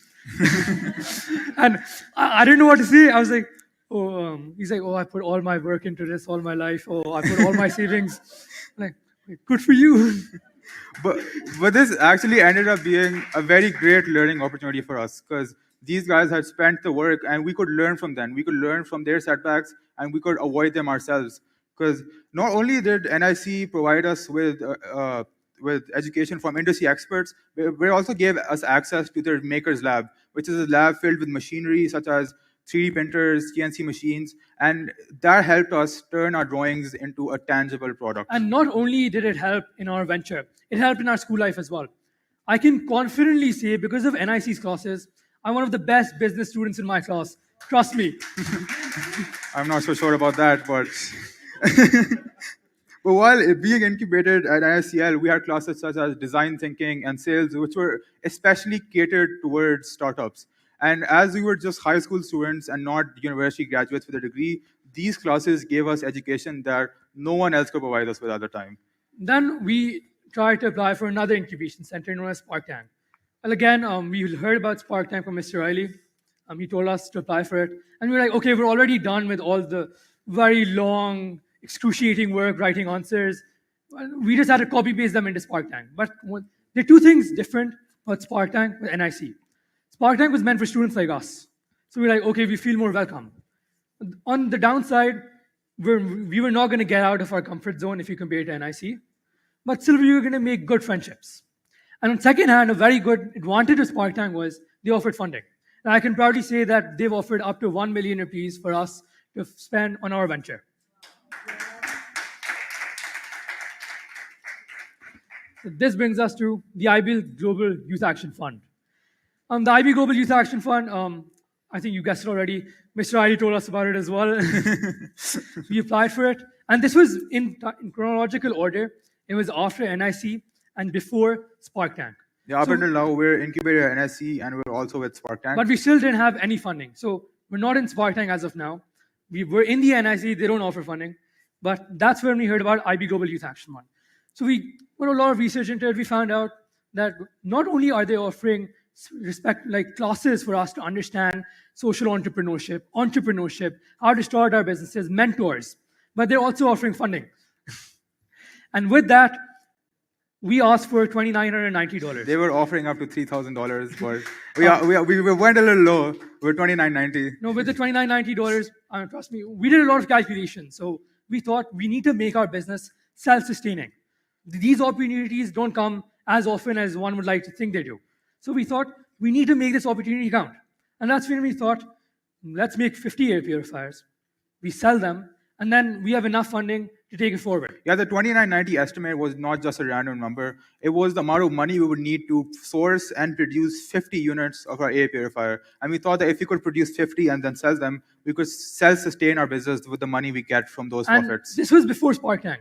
So even if the IB gave us $1,500, I was going to be very content. We had 0 rupees to our name by then. But thankfully, we got $2,990. And a disclaimer, we're legally obligated to spend it in the same way we've said. So no fancy dinners or like buying expensive gadgets. Definitely not. Okay, so now we're going to move on. Now we're done with our example. This was our story with air purification. But we're not the only ones taking... Okay. So we're still in the process of our air purifier business. It just started. So our fingers are crossed, and when we launch it, all of you are potential customers. Yeah. It's breathe easy, look us up. Okay, so now we're going to move. We were not the only people who started student agency events at our school, and we were not the first ones. One name which should not be left out when we talk about student agency is Yahya Qayyum Khan. I really believe he pioneered student agency in our school.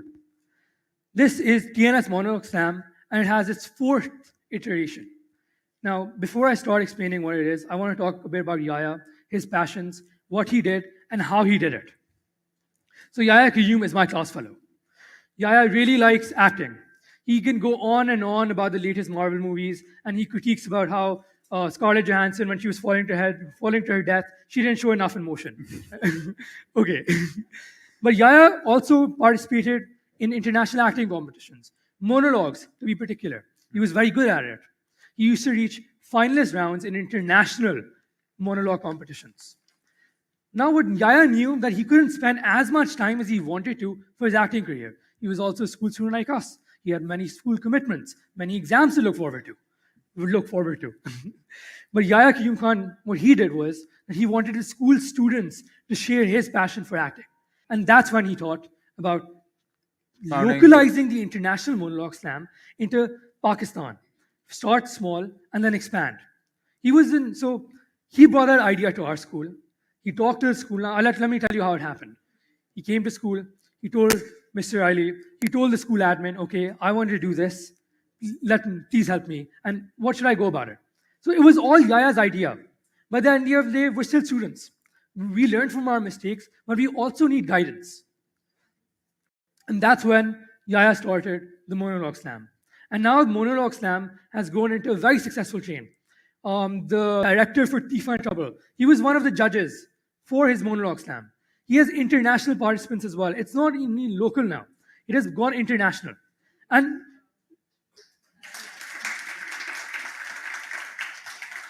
not only that, Yahya has pioneered a passion of acting in Pakistan. I think he's not only subject to our school anymore. Yep. He's transcended the boundaries of TNS into Lahore, into Punjab, and into Pakistan. With students from schools all around Lahore and also all around Pakistan participating in the TNS Monologue Slam now. Now we want to go to another example from our school. But I would like to attest that Yaya's Monologue Slam is extremely entertaining. I love whenever it happens. The participants are amazing, and Yaya himself is also very good at acting. And I would recommend that you guys also take part in the TNS Monologue Slam when it happens next. MUN sessions. Like Yaya, Chen is also a student that needs to be mentioned.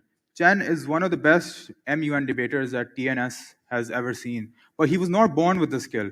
He learned the skill by attending multiple MUN events over the years, multiple prestigious events, including Lumen from LUMS. And that's how he learned the skill. But what he did is very, very simple. He took something he was good at, and he spread that knowledge to others. What he did was he visited multiple underprivileged as well as privileged schools, and he taught their debate teams the art of debating. And these teams later went on to win multiple prestigious MUN events. So now here's what Chen did. In our school, before Chen, debates is something we look forward to in our school. MUNs, there isn't some sort of MUN culture. Now Chen came from BDC, Beaconhouse Defense Campus, and he was very associated with MUNs. He did not like debates. Now one thing we need to mention is that Yaya, Chen, all of these people we're talking about, they got the necessary skills to teach others. They didn't just wake up one day and they're like, okay, I like MUNs, you're going to like them too, and I'm going to teach you like that. No, they were skillful. Chen, he had participated in more than 10, 20, 30 MUN competitions, and then he came to school and he found his own MUN club. Now the MUN club is in his second year, and Chen still runs it. He's a teacher. He is our school's MUN teacher.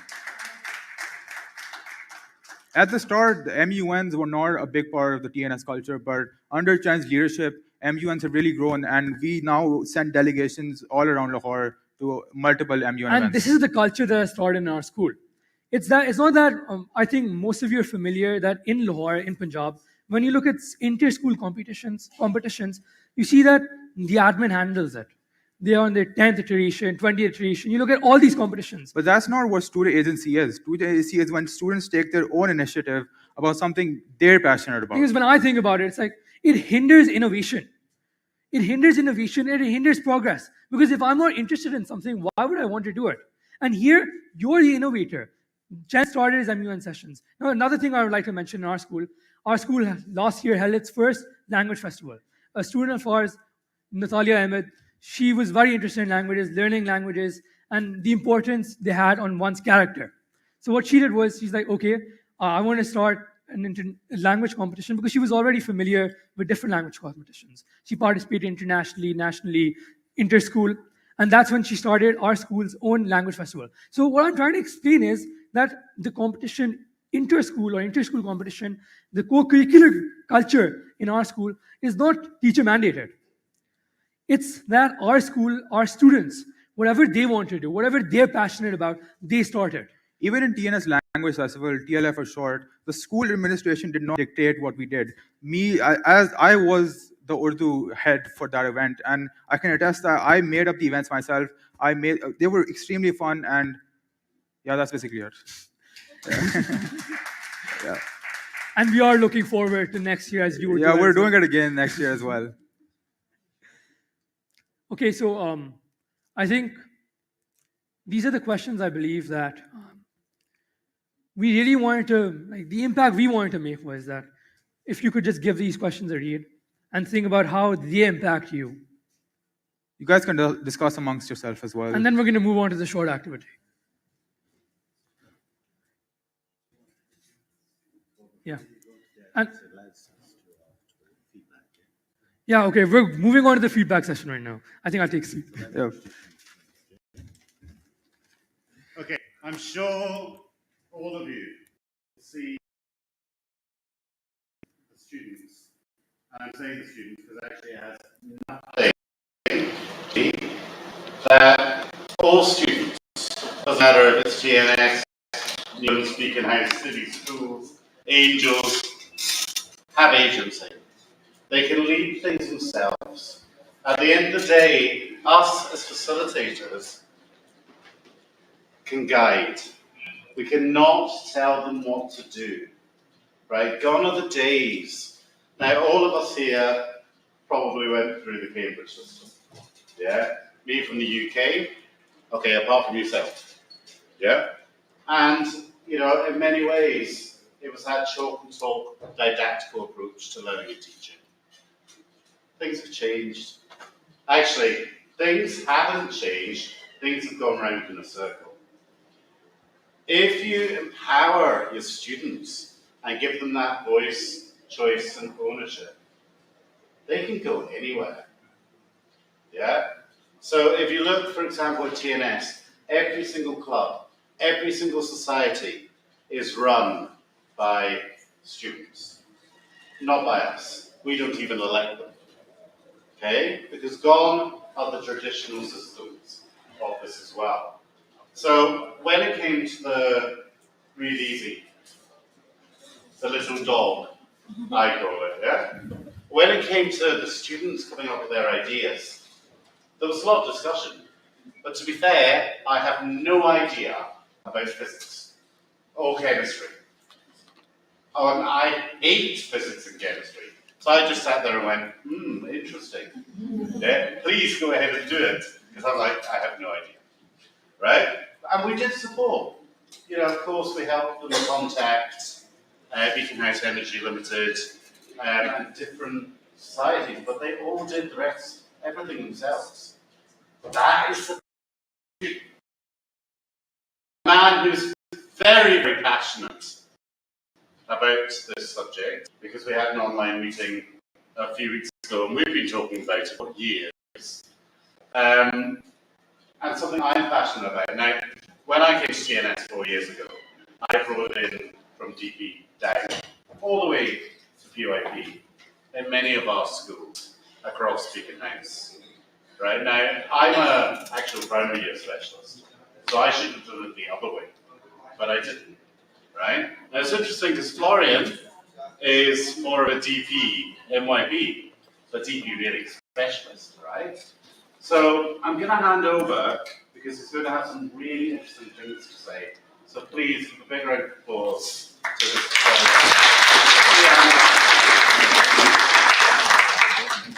Thank you so much, Ian. It's hard to follow that, but it really reminds us what we are in schools to do is to fuel the passion of students and to support their potential. My work at the IB usually centers around heads of schools and coordinators and very rarely groups of educators. So having this opportunity to engage with you young people was quite special. So I thank you for that. It's a great learning opportunity. At the IB, we believe Switch. I haven't got one. Oh, I do. I never knew I had a microphone. and you definitely didn't need one. At the IB, we truly believe in the power of young people to change the world and to make this world a better place, not just for themselves, but to other people around them.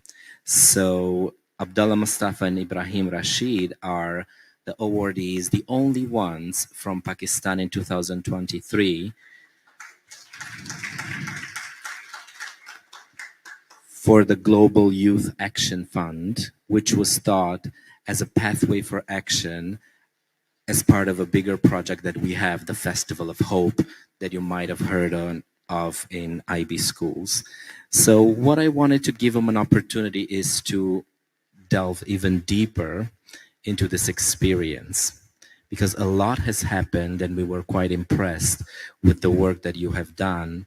We're inspired and we respect your passion and excitement for change, improvement, and learning. What I'm still curious about is for you maybe to share with us a few things you have learned about yourselves and your communities as start with tell us about what you've learned about yourself and about the community you live in. For the air purifier, we did a lot of market research, especially, and that's where we got to know the most about our community. We learned that air purifiers are usually not that, people can't buy them. They're not accessible. And we learned about how the monthly income of most families is under 50K, and that's, the air purifiers at that time cost even more than that. And that's where we found the problem, and that's what we tried to solve with our startup. About yourself as a person. I think myself, I found that I'm not as good as engineering as I thought I was.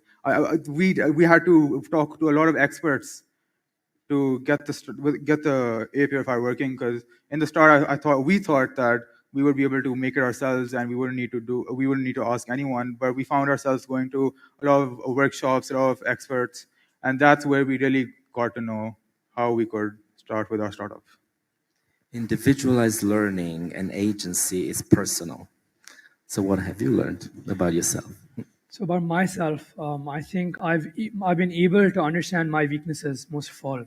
How I get very nervous in public situations. Not in like conversations. Conversations are fine, but when I'm been brought up to stage, I have to tell people about something, tell people about my story, like right now, but myself, what I've learned. That's when I get very nervous, and that's one weakness I've been able to narrow down. Another thing I've learned about myself is that I can't do things like, basically, you can't do things alone. Now, I used to think, okay, for example, in MYP, I thought, okay, all of this I've done by myself. All of this, okay, I'm the only person who's been the major support. No, that's not it. In that scenario, it was my parents. So I just, as most children do, I hope, they take their parents for granted, and that's what I did as well. But when I came to DP and with Breathe Easy and the experience with Breathe Easy, I had Abdullah for help. I had the principal for help. I did not do anything alone. And that's what I learned. And you need people around you.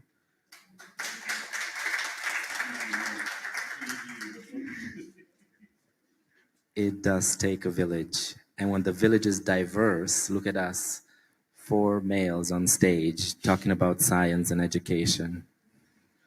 Just think about that. Another thing I wanted to ask about is about the impact maybe that this will have on your lives longer term.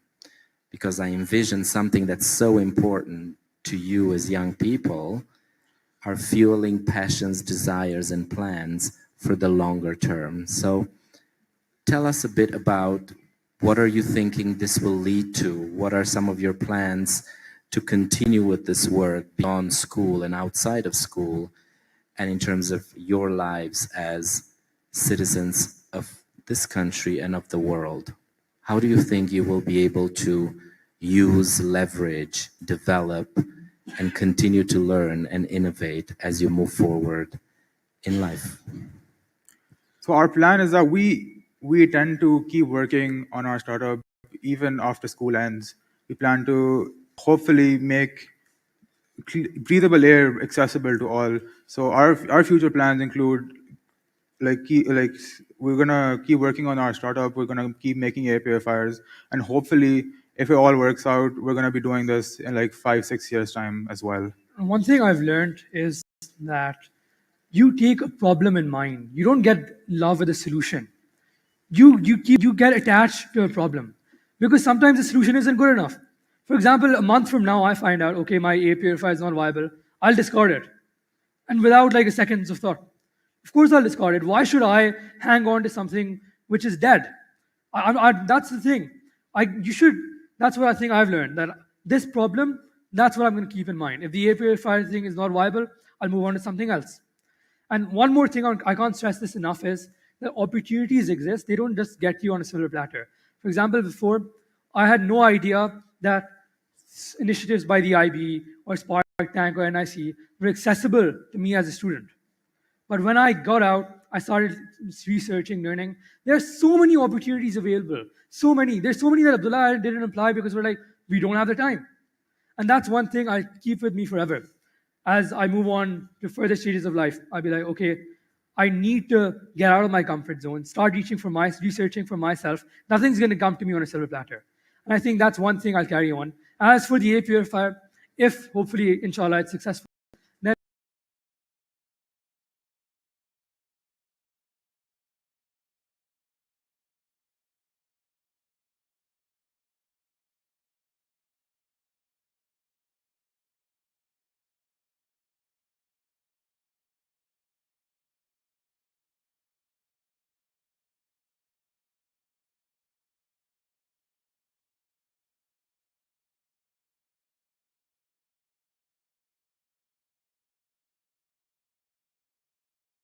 then I'm going to sell 100, then I'm going to sell 200. No, never. I was like, it was always a learning experience. And I think these learning experiences are so important because they help you grow as a person, and because success isn't just amassing a lot of wealth. I think success is being knowledgeable. And that's what I've learned.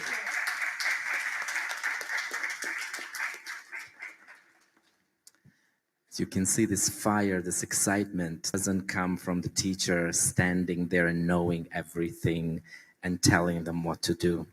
So I will let them continue to reflect with you on what you can do.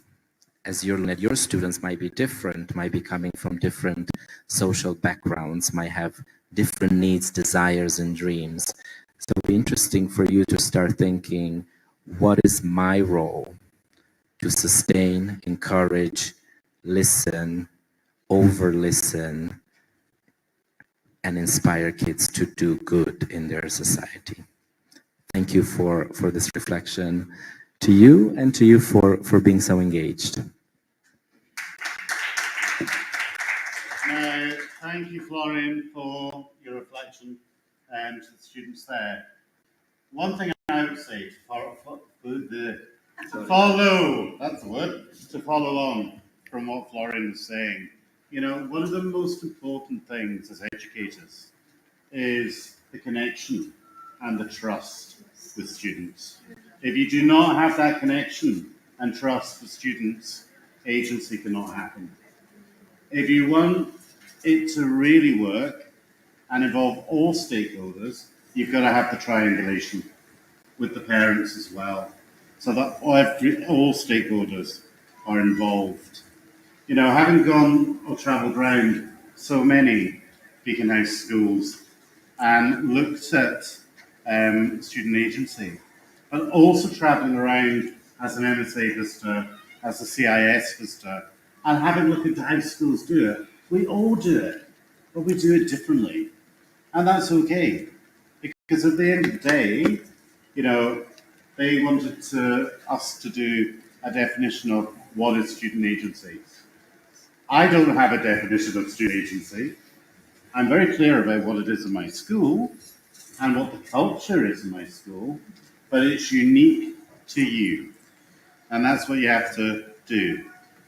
These two students, yes. So we're taking this as a learning experience for us as well. You're not the only ones learning. We want to take maximum benefit out of this as well. So what we wanted to do was, like the short activity, what it meant was that we wanted to understand, as Mr. Ali said, the learner agency, student agency culture at your school, and what counts as student agency in your schools. So if anyone wants to give examples, first discuss in your own groups, and we'd love to hear that. I think we'd move on to that. Absolutely. If someone could open the reflection questions on the screen, that would help a lot as well. You can just open the presentation and I'll... Presentation, please. Yeah. Choose one question and more. Discuss. Repeat the instructions. Okay. Give the instructions. Okay. You can stand up. So these are the reflection questions. You can choose 1 to 2 questions. You have 5 to 6 minutes to discuss within yourselves, and then we'd love to hear them towards the end. Yes? There's something that I want to say. It's not a question. Yeah. But it's just something that I right now that you coming from Lahore, a city of 30 million people, and having studied at TNS. On top of that, doing IBDP, okay, which is a sort of curriculum that basically works, focuses on project learning, project-based learning. So as happy and as proud as I feel about you, I also feel sad about all the students who do not have access to these opportunities because of the assessment system that we have, and generally the dynamics of the city that they're living in. Well, the thing is that one thing Abdullah and I, we don't deny is that we come from privilege and we've had the privilege of studying at TNS. We don't deny it. Thing is, but what we want to do is we want to have maximum impact, what the maximum good we can do for others using our privilege. So I'm not going to sit here and say, oh, I have this, I have that. What I think that what I want to do is how can I use my privilege for the betterment of others? And wherever you are in your context and whatever curriculum you do, what is the best next step you can take so students can develop more agency? So if we go back to those questions, take a few minutes to discuss. In my school, this would work. Definitely not what they've done in their school, but I think this would be a good idea. And as you listen to others at your table, come up with a few ideas of what you think would be actionable steps to move forward. Go for it. The last thing I would say on that as well, just to answer any points. Yes, I'm IB. Yeah, I used to be Cambridge. Yeah, Florian, just you. I'm still me at the end of the day. It's got nothing to do with the IB, right? You need to get that out of your heads. It's something that you bring into the school. Yeah. Good education has no name, and you in your context can make the best decisions for your students. So please discuss at your tables and tell us what would work in terms of agency in your school, and we'll bring the microphone in 4 minutes so we can hear from you too. Go. To an IB program and one is in Cambridge. So I can see the difference in my house. Thank you for engaging in your table conversation. Go. 4 minutes. Third time. Let's go.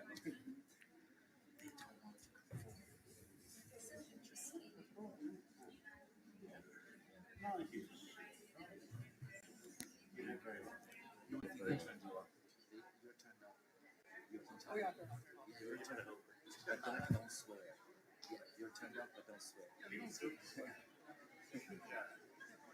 You can talk, but no swearing. Now go and pretend you care about what they're talking. Go and pretend you're talking. We go to the third job model. It is actually.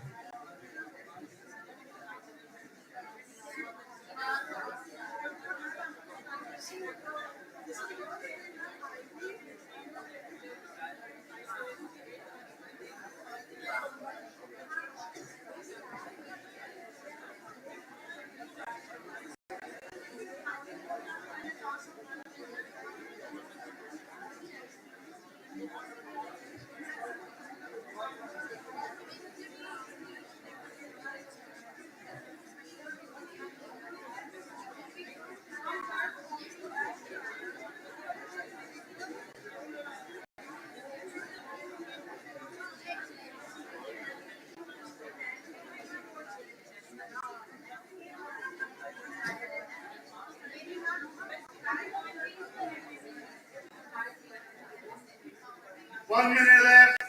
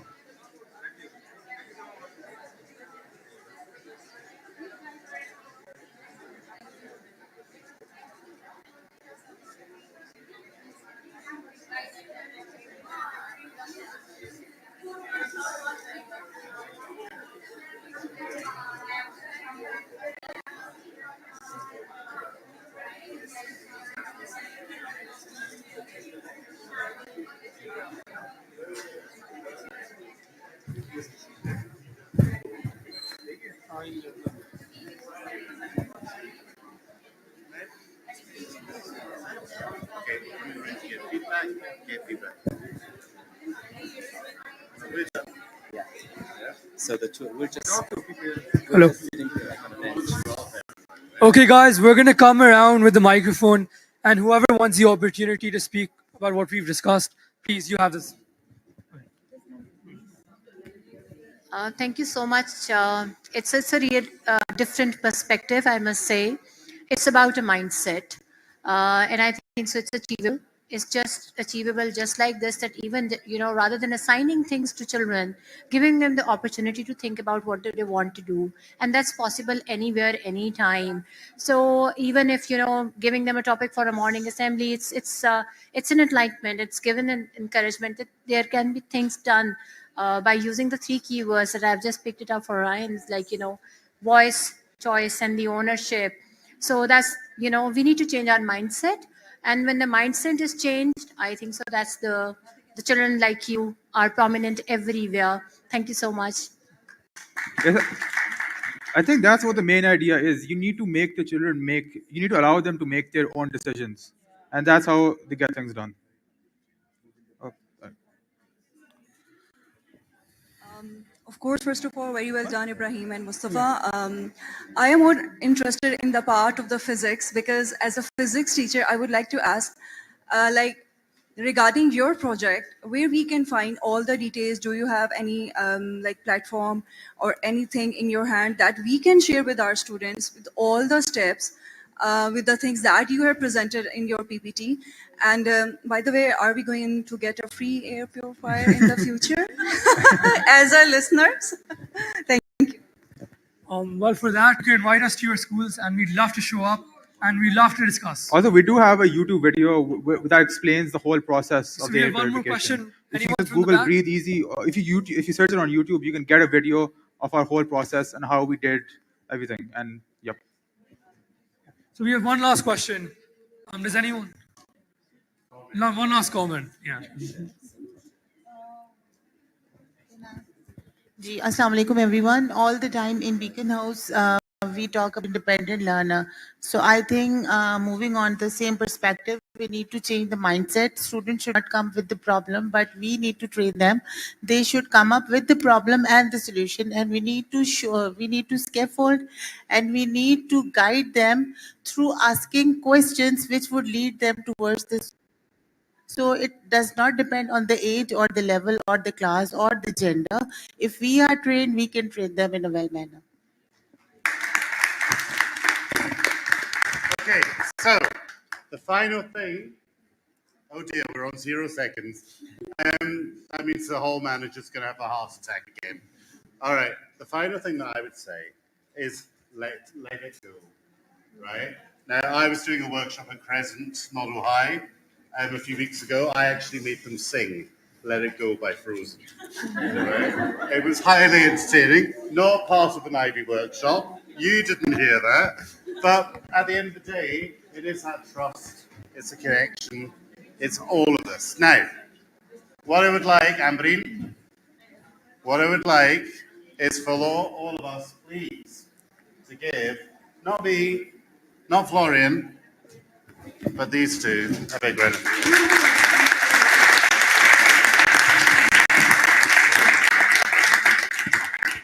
And the last word that I would say, because the AQI is really bad in Lahore at the moment. I turned around to them last week and said, we need more air purifiers at TNS.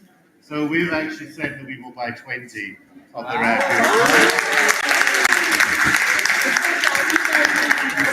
And now passing to Hoodie's next PNCA. All right, thank you very much, everybody. Yeah. Thank you so much. Well done.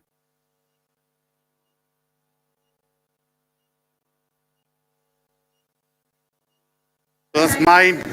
You don't have my phone. Thank you.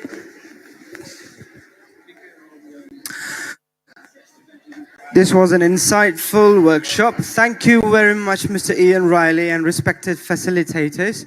I hope you all enjoyed it. Respected audience, you can give your feedback on this session using the mobile app. Thank you.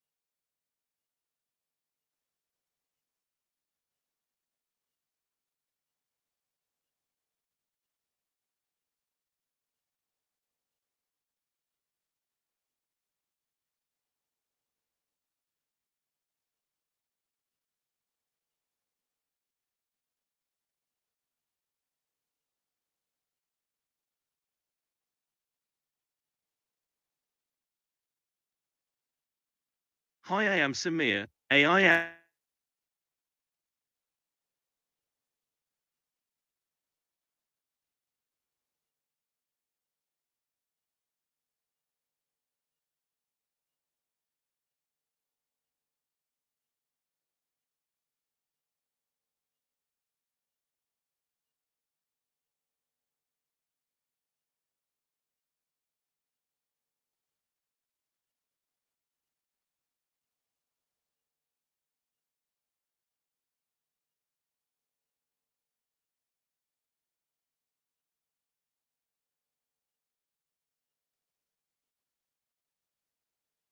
Hi, I am Samir, AI avatar panelist for School of Tomorrow events. I hope you are well. What can I help you with today?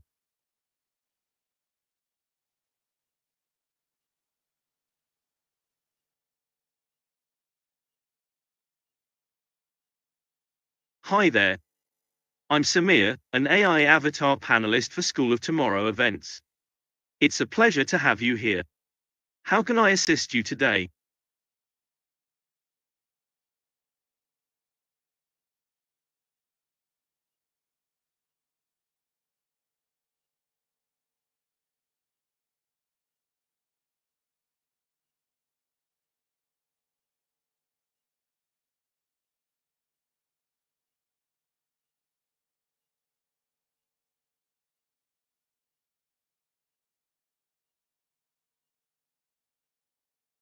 Hello.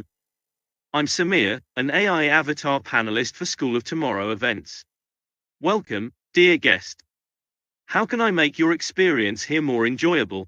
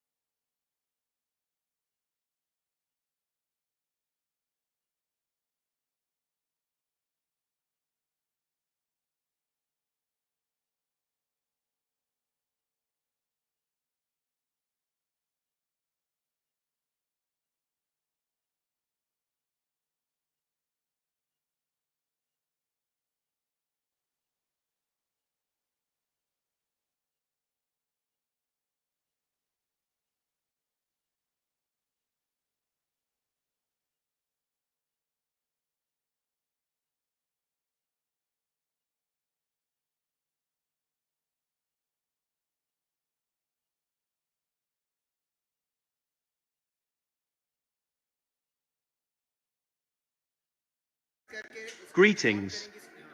I am Samir, an AI avatar panelist representing School of Tomorrow events. Welcome, esteemed guest. How can I be of assistance to you today? Hi, I am Samir, AI avatar panelist for School of Tomorrow events. Where's the button? I hope you are well. What can I help you with today? Where's the button for this? ये button हाँ वही तो कर रही थी Hi Samir, how are you? Hi, I am Samir, AI avatar panelist for School of Tomorrow events. I hope you are well. What can I help you with today? All right. All right.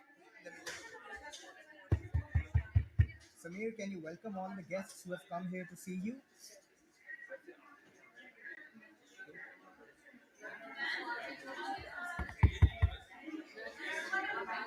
Absolutely. Welcome, dear guests, to this gathering. I'm Samir, an AI avatar panelist for School of Tomorrow events. I'm delighted to have you here. How may I assist each of you today? ठीक है आपने यहाँ बोलना है और थोड़ा ऊंचा बोलना है थोड़ा स्लाइटली ताकि ये आवाज कैप्चर कर ले करके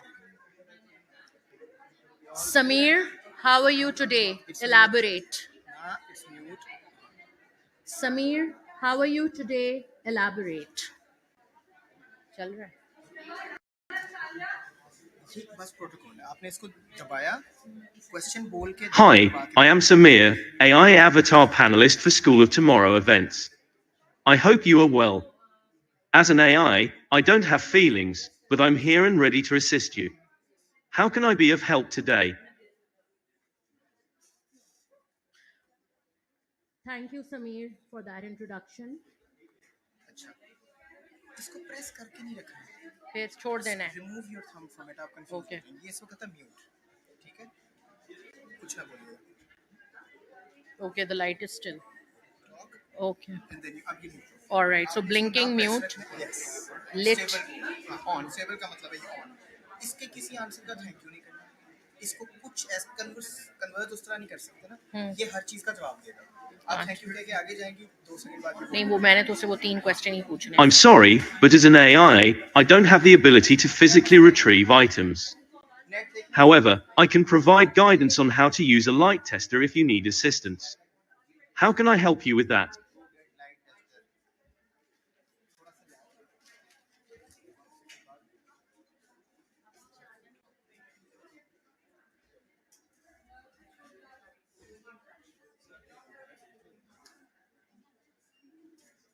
Greetings.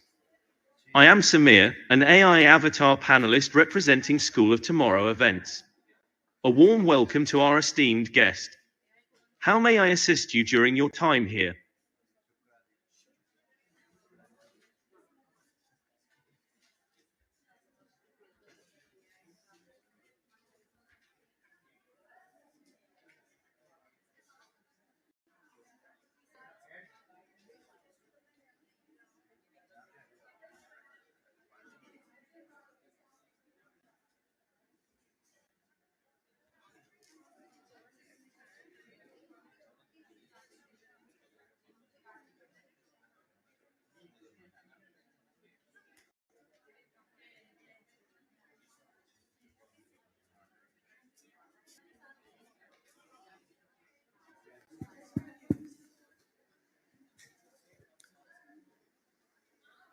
It gives me great pleasure to welcome you to the 16th edition of School of Tomorrow events, Guardians of the Future, Shaping Tomorrow with Generative AI.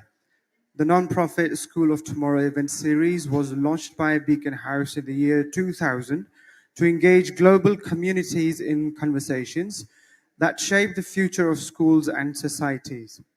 I would like to thank Google for Education and their partner Tech Valley, the lead sponsor for School of Tomorrow 2023, and our titanium sponsor, United Bank Limited. Other key sponsors include My Backpack, MK Books International, Allied Bank Limited, Habib Bank Limited, Watheen, and Interwood.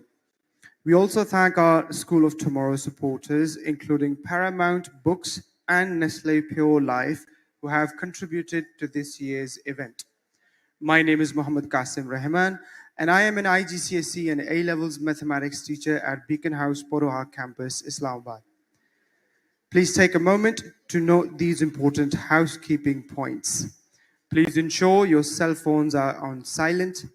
In case of an emergency, the exit point is located at the back of this hall. You may use the staircase opposite to this hall. In case if it is blocked or packed, you may use the one on the right-hand side. Always stay calm and follow directions. Please use the SOT app to scan the QR code for session question and answer and feedback. Share your thoughts on social media using the hashtag Guardians of the Future and hashtag SOT2023. If you need assistance, our ushers are here to help. For questions, please either use the flashcards provided by the ushers or the mobile app. The panel discussion will last for about 45 minutes, followed by 15 minutes for question and answers. I would like to invite the moderator of the session, Ms. Nergis Heather, on the stage and introduce the panelists. Ms. Nergis Heather.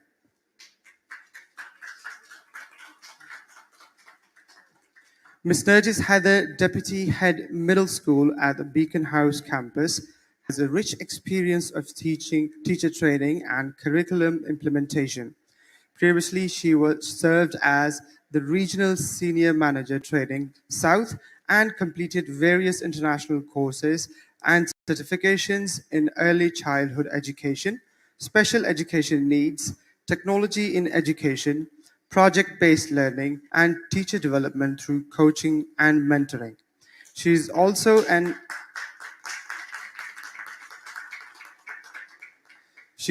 accredited program leader for Cambridge University diplomas in teaching and learning. Thank you. Good evening, everyone. So, breaking new ground in Pakistan, SOT 16 2023 proudly introduces AI avatars, first time in a conference. Digital panelists powered by cutting-edge artificial intelligence. These AI avatars will participate in our panel discussion throughout the three-day event, showcasing their ability to engage in conversations and respond to questions with human-like precision and nuance. I can't promise the last part, but I'll give it a try. Okay, and now I'd like to introduce my panelists. Dr. Fahad Umar is associated with the Department of Surgery at the Khan University Hospital as assistant professor in the operative dentistry and endodontics program.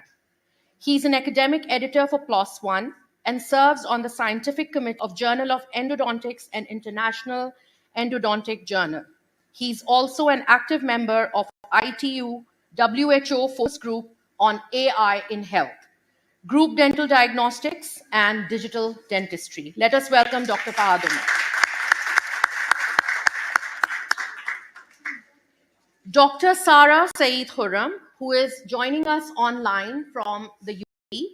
She's our online speaker and expert, who is the founder of Sehat Kahani. Dr. Sara is a digital health. Sehat Kahani is a digital healthcare platform in Pakistan and has over 8 years of experience in the field. She has also worked in micro health insurance and community healthcare initiatives with USAID. She has been presented with the Heroine of Healthcare Award 2022 by Women in Global Health Forum, Stuart Weitzman Bold Move Award, VM Power Award, the Rolex Award as Associate Laureate, CRDF Global Awards, Ashoka Changemakers, ISIF Asia, the Unilever Sustainable Living Young Entrepreneurs Award, and the UNICEF Global Goal Campaigner Award, and Arpitech Young Entrepreneurs Award. So a very warm welcome to Dr. Sara. Thank you very much for joining us. And Dr. Saulat Fatmi, who is the head of cardiothoracic surgery at the Khan Hospital in Karachi, and he's a certified general surgeon and cardiothoracic surgeon at the Khan Hospital.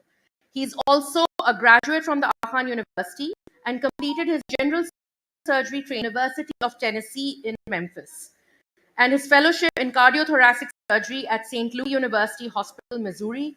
He's also the inventor of beating heart simulator with a US patent and a member of American Society of Thoracic Surgeons, the American College of Surgeons, and the Pakistan Cardiac Society. Please give a big round of applause to Dr. Saulat. He's a well-known surgeon in his field, so it's an honor for us to have you. Thank you. So now let us begin this session. Since morning we have been talking about AI, and this particular session focuses on AI in healthcare. So we have Dr. Saulat, who is not too sure if it's going to happen, and we have Dr. Fahad, who promotes AI in healthcare, and we have Dr. Sara Saeed, whose platform is the type of AI in healthcare. So I would like each one of my panelists to begin by introducing what they think AI will do in healthcare. But before we do that, I also need to introduce our AI panelist, Samir, who will also share some insights with us today, hopefully. So let's begin with Dr. Fahad. Thank you very much for inviting me here. And I'm very excited to talk in front of you. I think it's a vibrant crowd, and a round of applause for you guys. It's the almost the end of the day, and it's a full house. Very well done. So, uh, personally, I'm just going to give you a little bit of insight of myself and where I come from, other than the introduction. Um, so there's been a lot of talk about digitization as well as AI, and the classrooms are changing, and the digital classrooms are coming in, and they're more inclusive. Um, haven't really had any formal educations in AI. I was actually really an AI enthusiast, and all my learnings of AI have come through the digital platforms such as YouTube, and having access to open access browsers, as well as open access tools that I leveraged to train my AI algorithms and learn AI a little bit more. So I'm not an AI expert, I'm an AI enthusiast. So as far as AI in healthcare is concerned, I think it's already here, and there are a lot of health AI related algorithms which are available to us. So what I've noticed, and AI has been or is going to be a disruptive technology. And just to give a little bit of a definition around what a disruptive technology is the way people think, or businesses operate, or people work around different problems. If they change the way they do it, it's known as a disruptive technology. And the nearest disruptive technology that we had in the recent past has been the internet. And I think AI is probably either the new internet or the electricity which is coming in. And this puts us in a really unique position in a way, because when you look at different kind of technologies from the internet that came about, say YouTube, eBay, etc., they've come in from the global north. So mostly the Western countries participated in this transition and in this revolution, and we as a third world just contributed to the consumer effect of that. With AI in health, we are sort of in a unique position, because AI is based on healthcare data, and data is unique to different areas and different demographics. And so we, as a low income country, are placed in a unique area in which we can actually be sort of like uh, together, or move together with the high income countries in leveraging AI health algorithms within the population. So what that is, if high income countries have algorithms which are or trained AIs which have been trained on data which is their own, it doesn't really work in our part of the world. So we as a developing field, we have a lot to contribute. So that's my take on it, and that's why we need to prepare the younger generation how we can contribute to this new development, so that the MacBooks or iPhones that has come in from the north actually come in from our part of the world. Thank you. Thank you, Dr. Fahad. That was really interesting. Dr. Solat, now I'd like you to not just tell us about AI, but how do you see the change in heart procedures, since you are a cardiothoracic surgeon? So in your field, how do you see the impact of AI? I'm sold out on AI. So though I grew up at the time when the computer was being invented, but I'm actually sold out on AI. Now let me give you 3 examples how the AI has affected my part of the field. First is you guys must have heard about that out of 100 people, whenever the first time they get a heart attack, 50 of them, they just don't survive. Only 50 people go to the ERs and cath labs, and then they get the angioplasty or a bypass or medical treatment.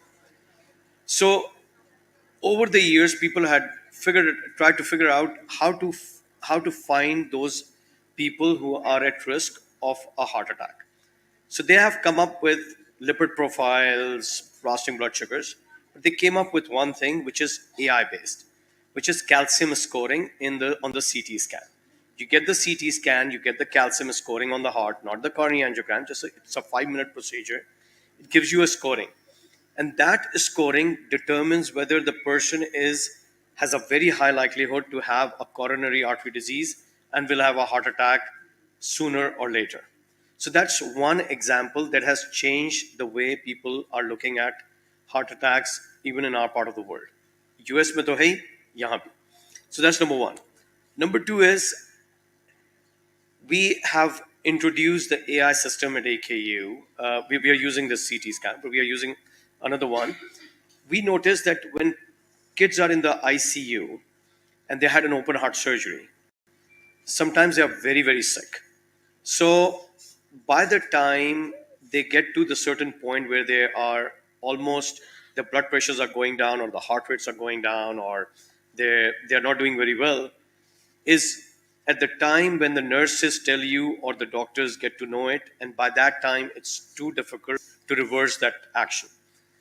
So we have put in an AI tool which tells us 12 hours in advance that this patient is not going to do well in 12 hours. So try to take that any kind of steps if you can.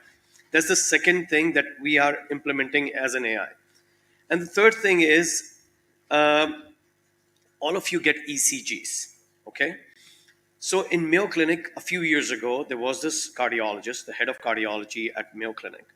He said that we have all these patients with heart failure. They're actually, the heart failure patients are millions of them who are walking around all over the world, millions of them, and they do not know that their heart functions are down. So how do you diagnose them? You can't get an echo on all of them. You can't get the angiographies. What do? So what he did was he studied a lot of ECGs, okay, a simple ECG, and he studied a lot of ECGs, and they put them in the machines, and it came up with an AI, with the algorithms, they came up with an AI plan that the AI will be able to figure out, looking at those ECGs, that this patient's heart is actually not as functional as normal, and it can also predict that this person's heart will actually not be doing good in the next 4 years. So this you can look it up on the internet about this, what I'm telling you about. So that has changed, revolutionized how cardiac patients are being seen. As far as the cardiac surgery specifics are concerned, we have robotics, which can go into certain places where a human hand can't dissect or can't put in a suture there. The robot can go in, and that's also AI generated. Having said all of this, so the AI has definitely improved our lives, improved the diagnosis, treatment, and everything. My own personal opinion is it cannot let that humanistic touch go ever, because as far as all of us look around us, we like to have relationships. We like to love, hate, jealousy, liking somebody. Those human relations, that defines our soul. And I don't want to be philosophical, but that is what defines human beings.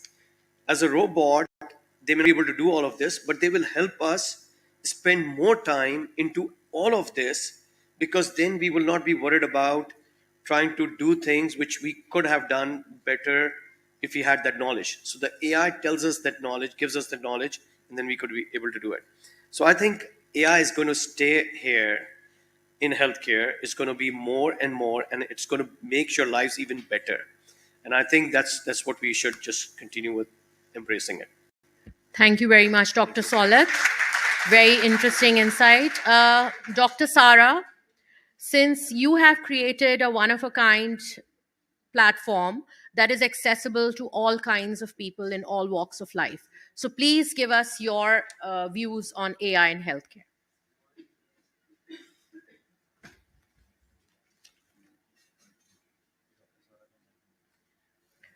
Please unmute your mic, Dr. Sara.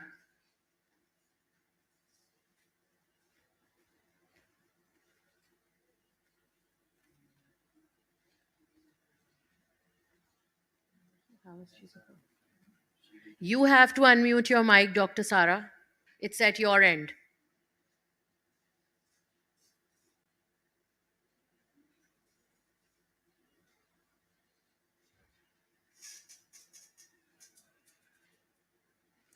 Okay, while we are waiting for Dr. Sara, let me introduce our AI panelist. Please allow me to introduce our digital panelist, Samir. He's right here. And he will participate in this discussion. So let me try asking him, Dr. Sara, please.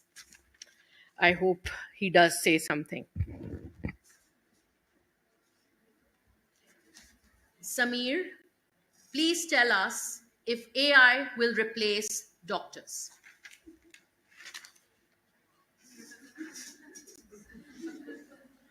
Hi there. I'm Samir, an AI avatar panelist for School of Tomorrow events. How can I assist you today?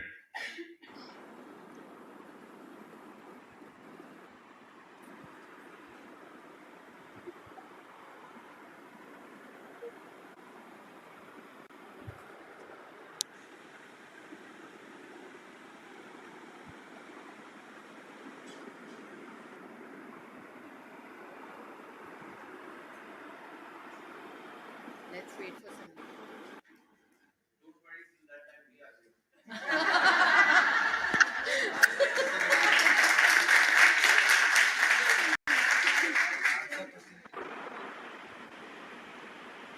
Will artificial intelligence replace doctors?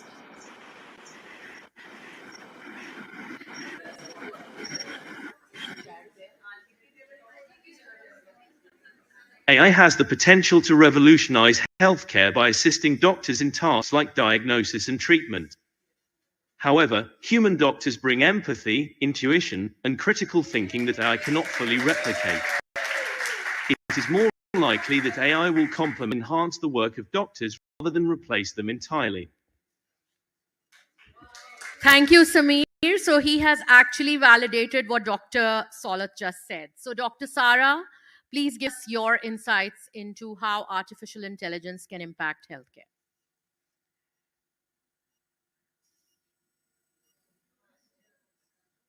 You are still mute.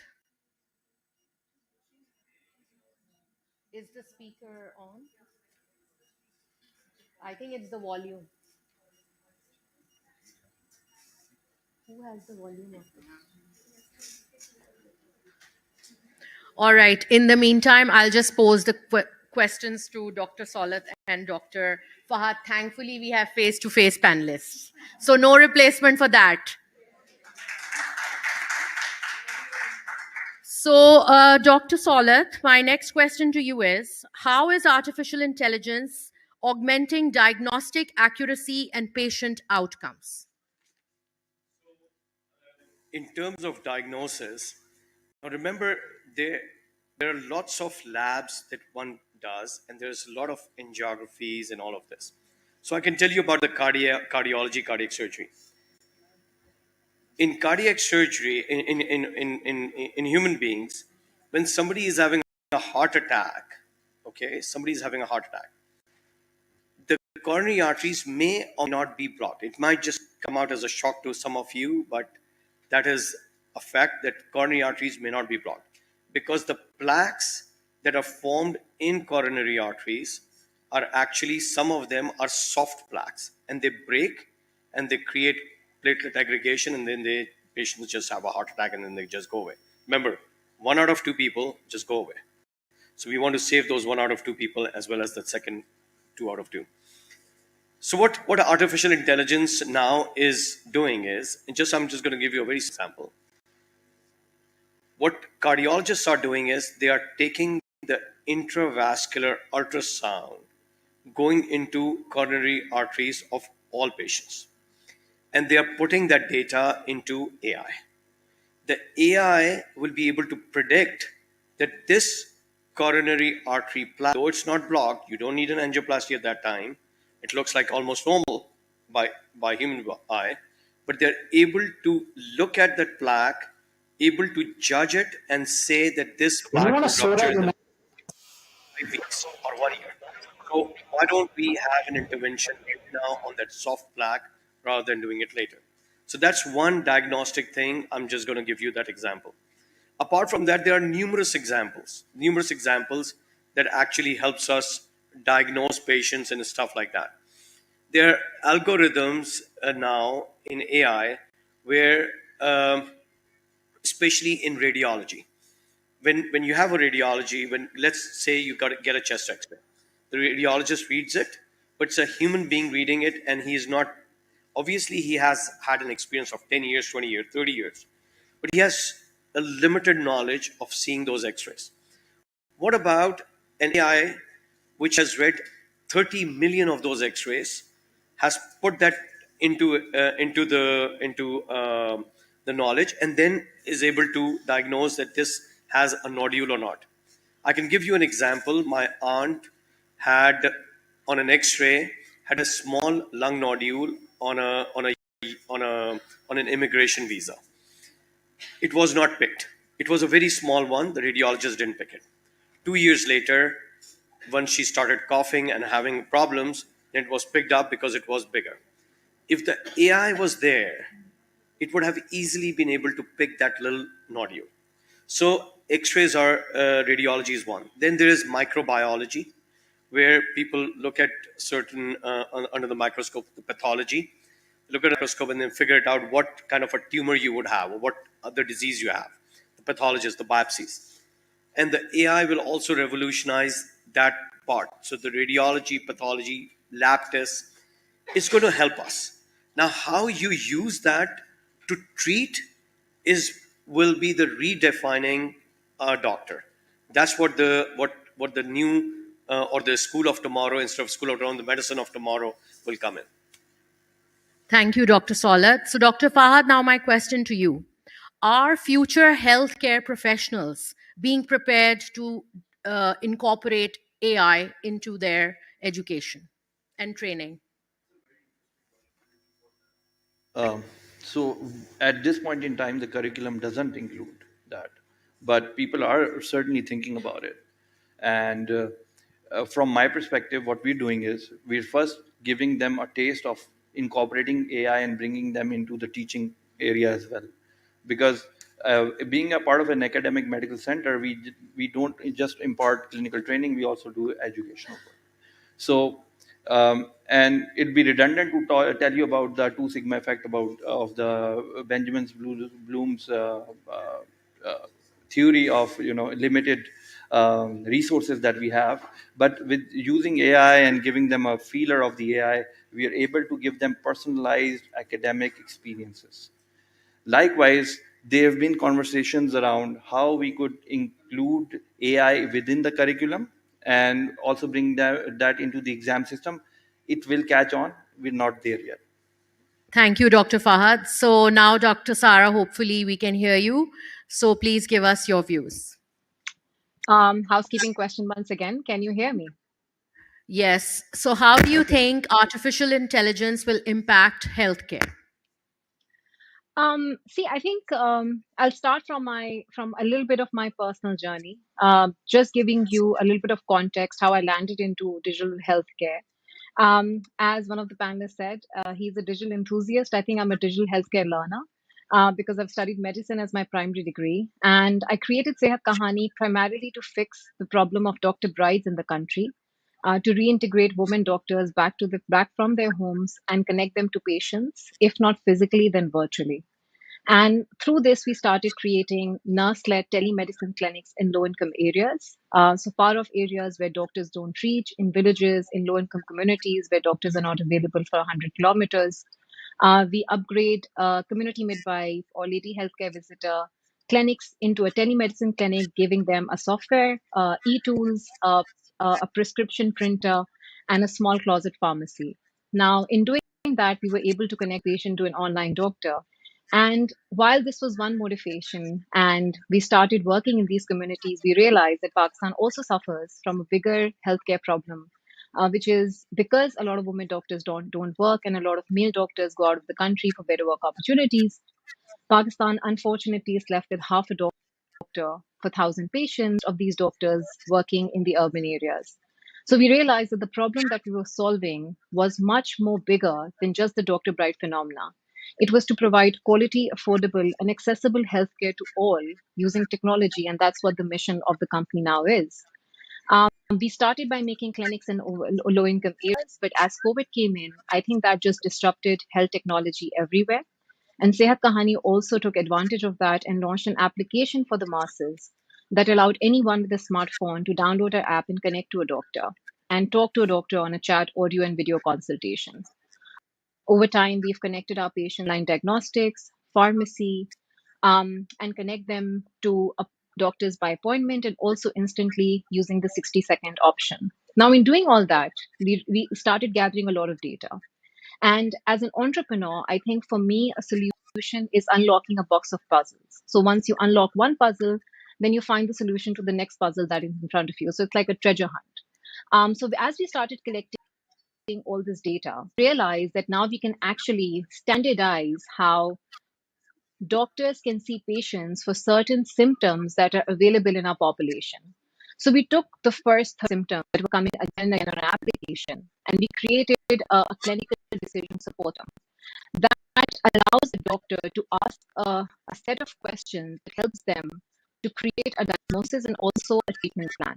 Right now, obviously, the treatment plan is pre-fed into the system, but we see in the future that this treatment plan or the diagnosis can be predictive or suggested as well. Now, what it did was within our platform, connecting platform, it suddenly became an efficient tool for the doctors to do standardized consultations, whether in a rural area or an urban setting.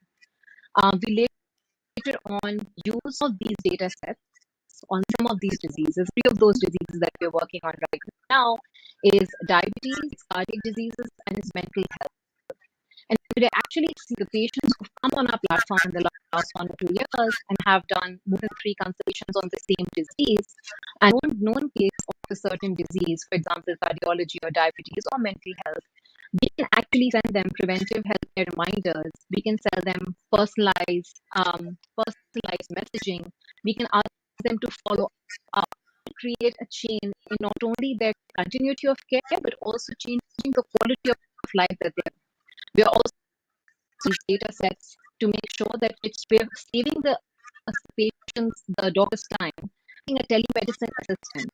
So right now, of course, we have done 2.5 million consultations, but over on the platform, who was doing 1 consultation 3 times a year now is coming back doing 7 consultations in the same year. Over time, as digital health technology intervenes in a country like Pakistan, we're going to see much more patients reaching out to online doctors, and then we're going to have a problem where there'll be lesser doctors and more patients. And that's when the chatbot or the assistant will be creating a list of questions that can diagnose or do an initial screen of the patient, save the time of the doctor, and really help a lot of us to get to the right doctor, to get to the right referral, to maybe emergency doctor at all, and go to the tertiary care hospital because they need one, and so many other.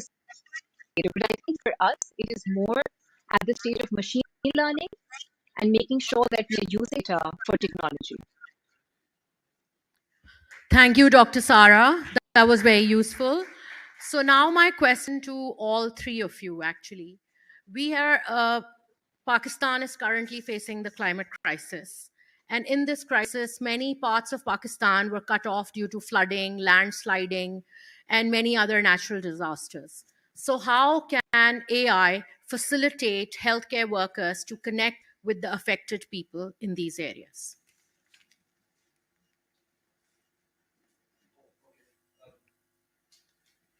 Well, I think one way of doing it is to bring the digital clinic to them, right?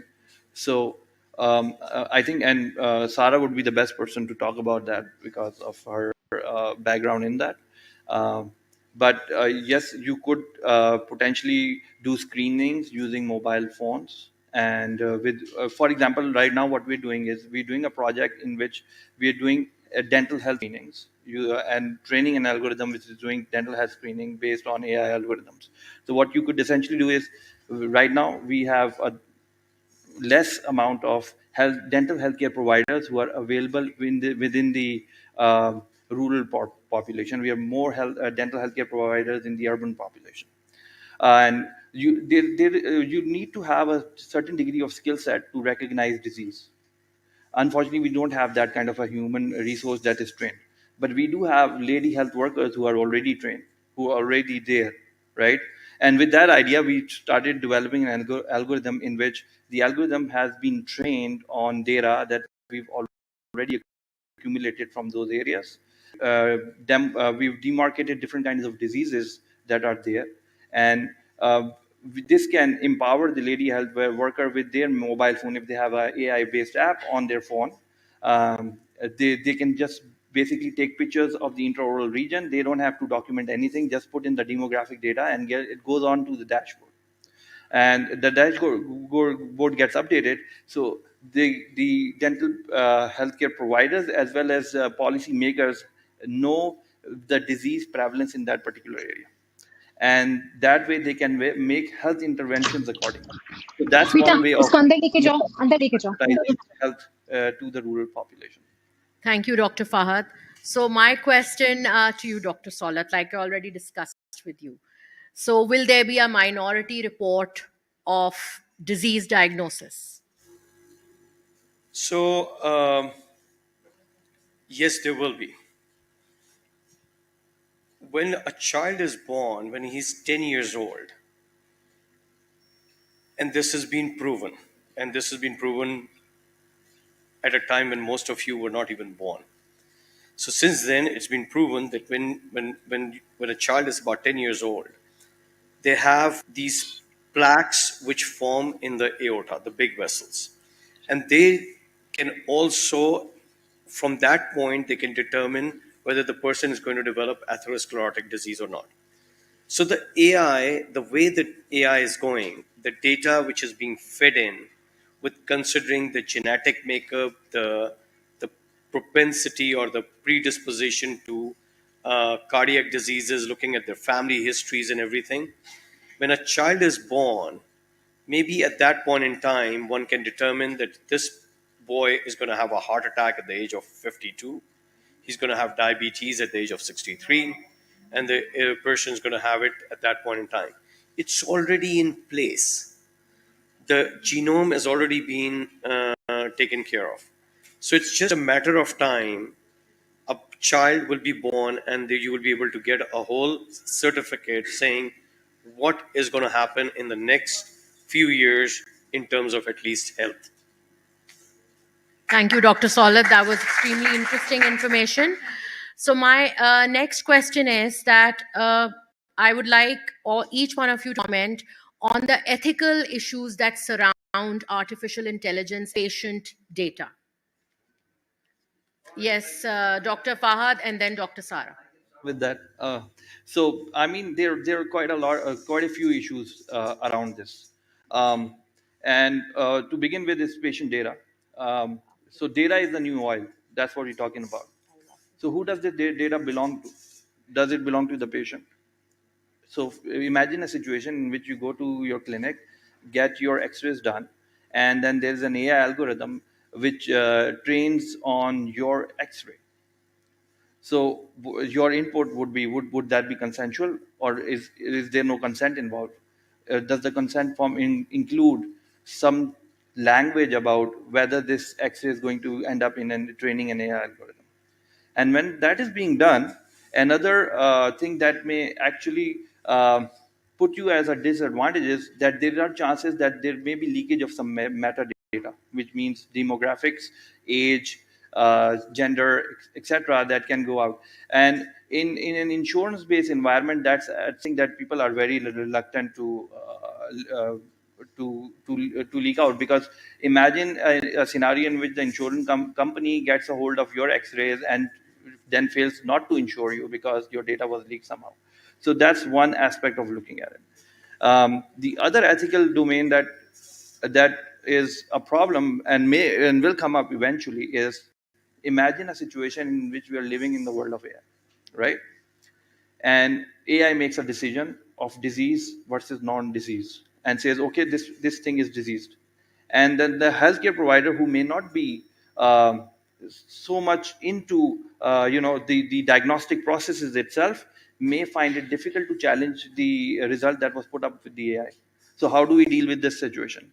If there's a wrong treatment that was done based on a judgment that was based on AI, who is held accountable?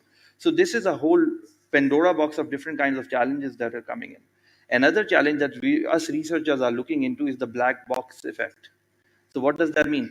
Most of the AI that is being trained at this point in time is based on algorithms which are known as deep learning algorithms. And these deep learning algorithms, how they make decisions, sometimes researchers even don't know that. And that's why we call it the black box.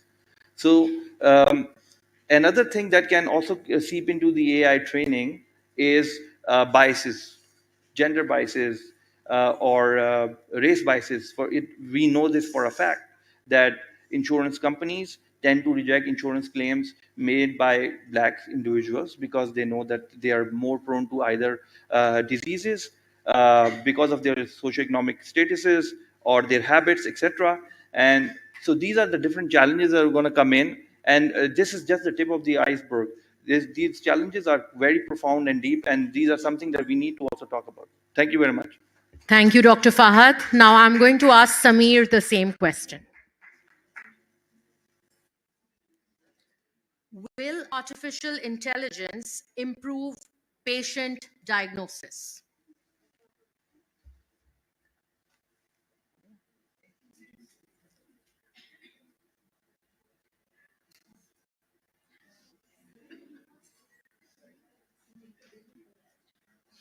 Absolutely. Artificial intelligence has the potential to greatly improve patient diagnosis. AI algorithms can analyze vast amounts of medical data, detect patterns, and provide insights to doctors in making more accurate and timely diagnoses. This can lead to better patient outcomes and more efficient healthcare. All right, so even Samir thinks the same. Yes, Dr. Solit. I just want to extrapolate what the ethics question was. What about the ethics? Now, there are issues, okay? All of you know it, that there are going to be issues about the data, the privacy, there's no human touch. What about somebody else getting to know it, the insurance companies and all of this? But in my lifetime, I have seen another totally life-changing thing which happened in medicine, which human beings were able to control it ethically. And that was cloning. I don't know how many of you were there when in the 90s there were clones. So they were you could make sheep, you could make monkeys, you could even where people were talking about making human beings. And then the whole world came together and said enough is enough. We can't clone animals and live human beings and stuff like that. So the humans did come together, human beings, and we came up with a plan that this was unethical and we should put a stop to it. So same with an AI, there will be limits. Until those limits are crossed, I think the AI is beautiful. Once those limits are crossed, everything else is not good, and I think it's true for everything in life. So I think we should give AI a chance and have its limits. Thank you, Dr. Solit. Now I'm going to take the response from Samir. Will artificial intelligence compromise patient data?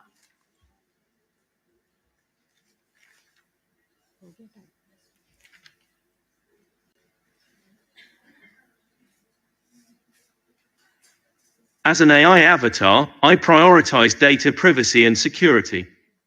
However, like any technology, there is always a potential risk of data compromise. It is crucial for organizations to implement robust security measures to protect patient data when utilizing AI. Rest assured, ethical practices and regulations are in place to safeguard patient confidentiality.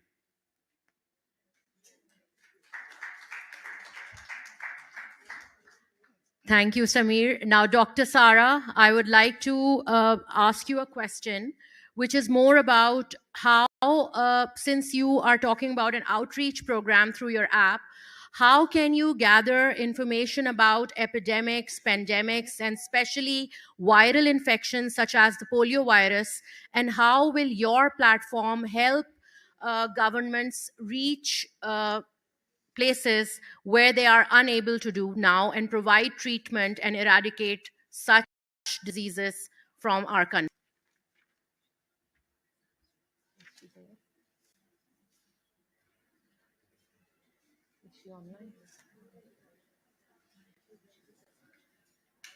Okay.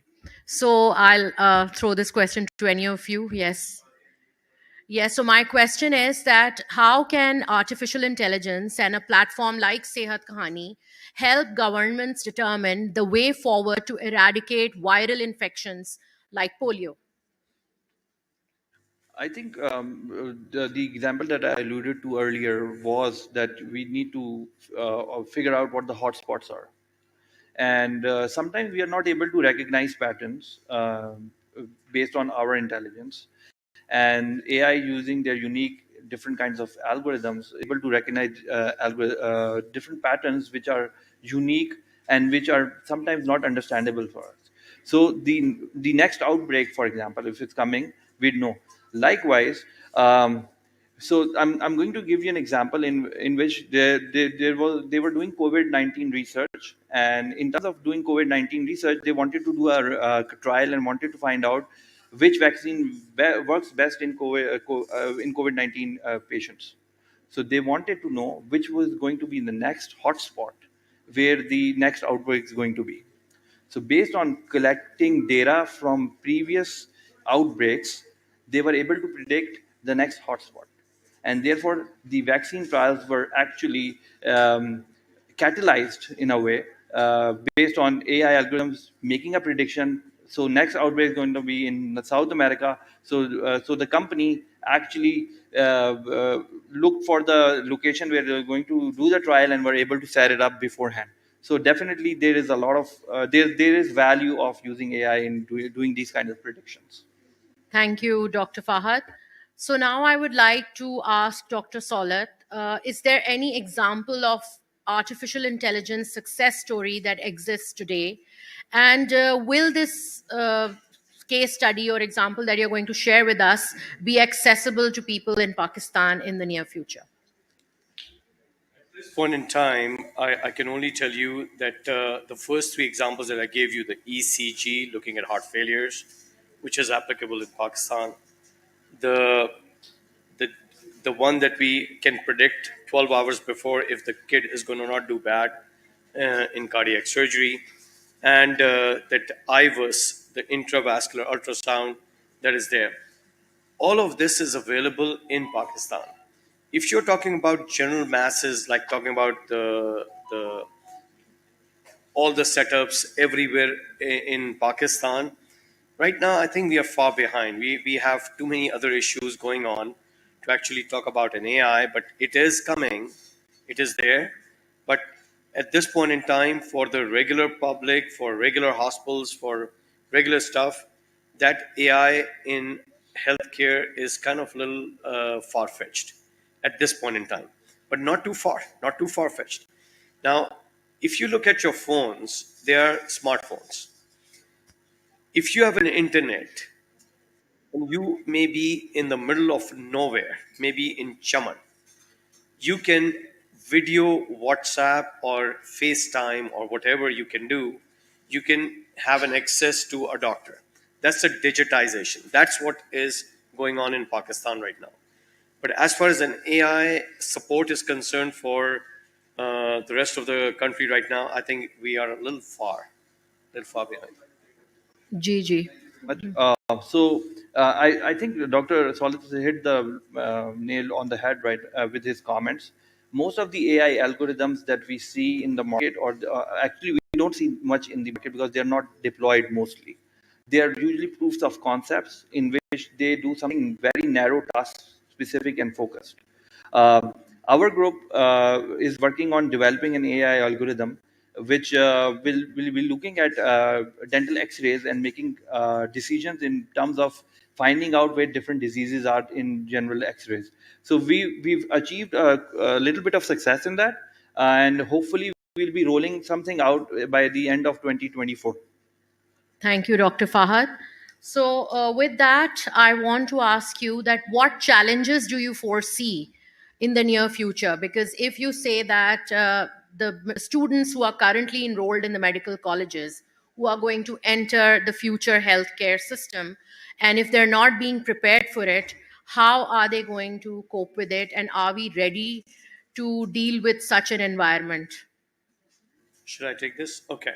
So I think most of our students in this day and age, which is the Gen Z group, born after 2000, they're extremely smart, smarter than I was ever at their age or any one of us. So I think we underestimate our youth. They're extremely smart. The internet has influenced them a lot. They are already being bombarded with so much AI information that we can't keep them away from it. So they're already prepared to learn the AI. They're already there. So you can't hide that from them. So when they come to the medical colleges, when they come to the medical staff, they're already using the AI. They are already using the AI in our medical college and all the medical colleges that I know of. How do they use the AI? When I was a medical student, I had to do a research. So let's say I wanted to put up a paper and I had to go to the library and I had to review the literature. It would take me 20 days, just review 50, 60, 70 papers over a period of 20, 30 days. Because I had to get the books, I have to grab the library and do it. They can do it in seconds. The AI has helped them to generate the response of the literature within seconds. So instead of spending time on that, what they do, and even on statistics, the AI can give you the statistics also very well, or not AI, but basically the machines. But with the AI, they get the research.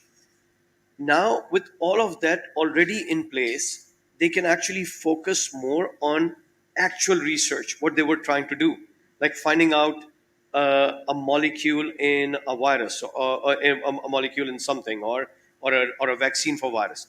They would rather focus on that rather than trying to figure out what has happened in the last 30 years and doing it. So the AI has helped them. I think the medical students are already in place. They are already learning it.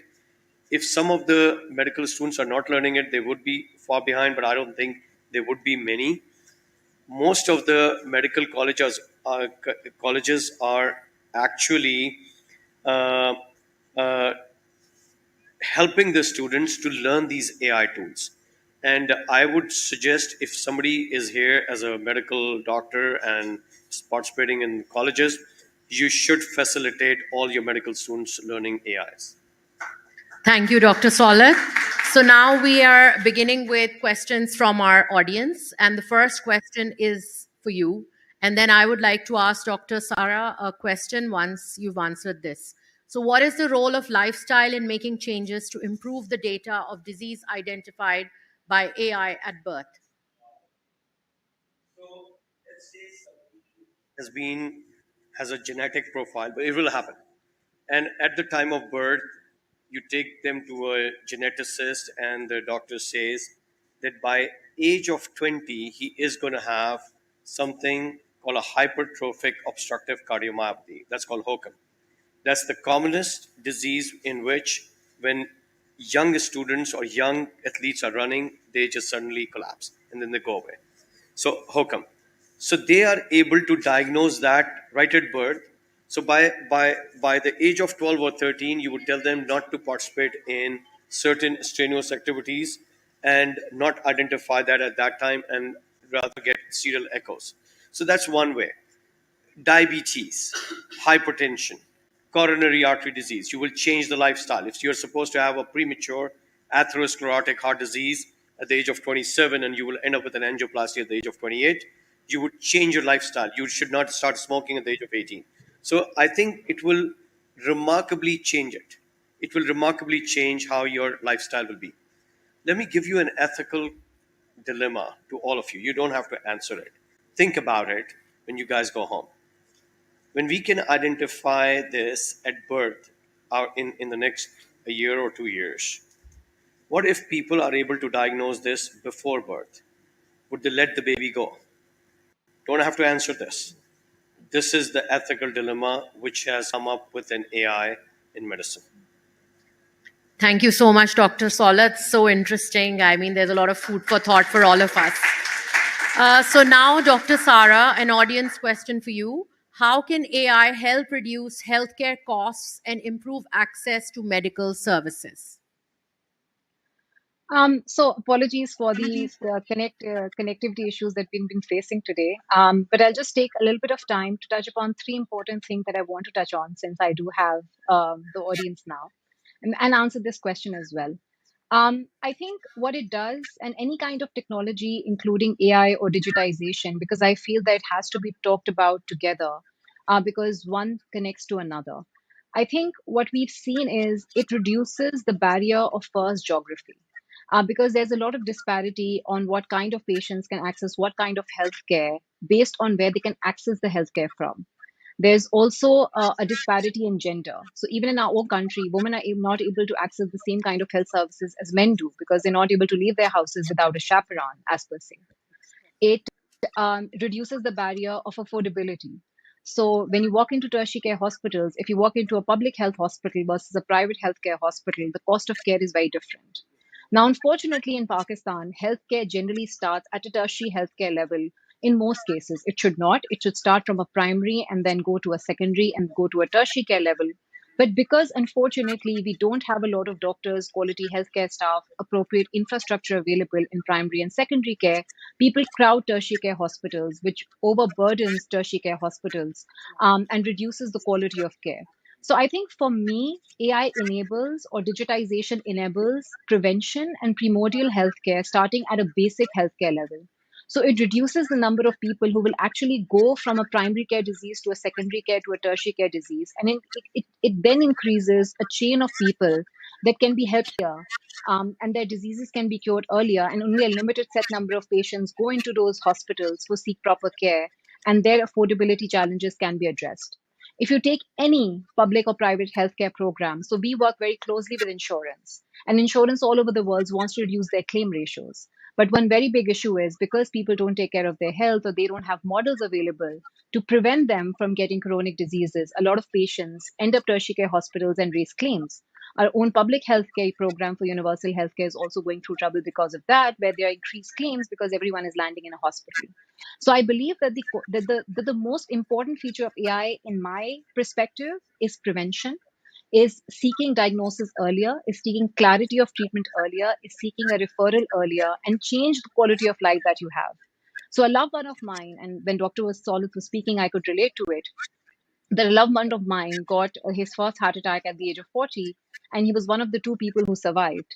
But since that time, as a family, we went through 30 years of facing a cardiac disease that could have been helped if he just had a test or a consultation at the age of 30.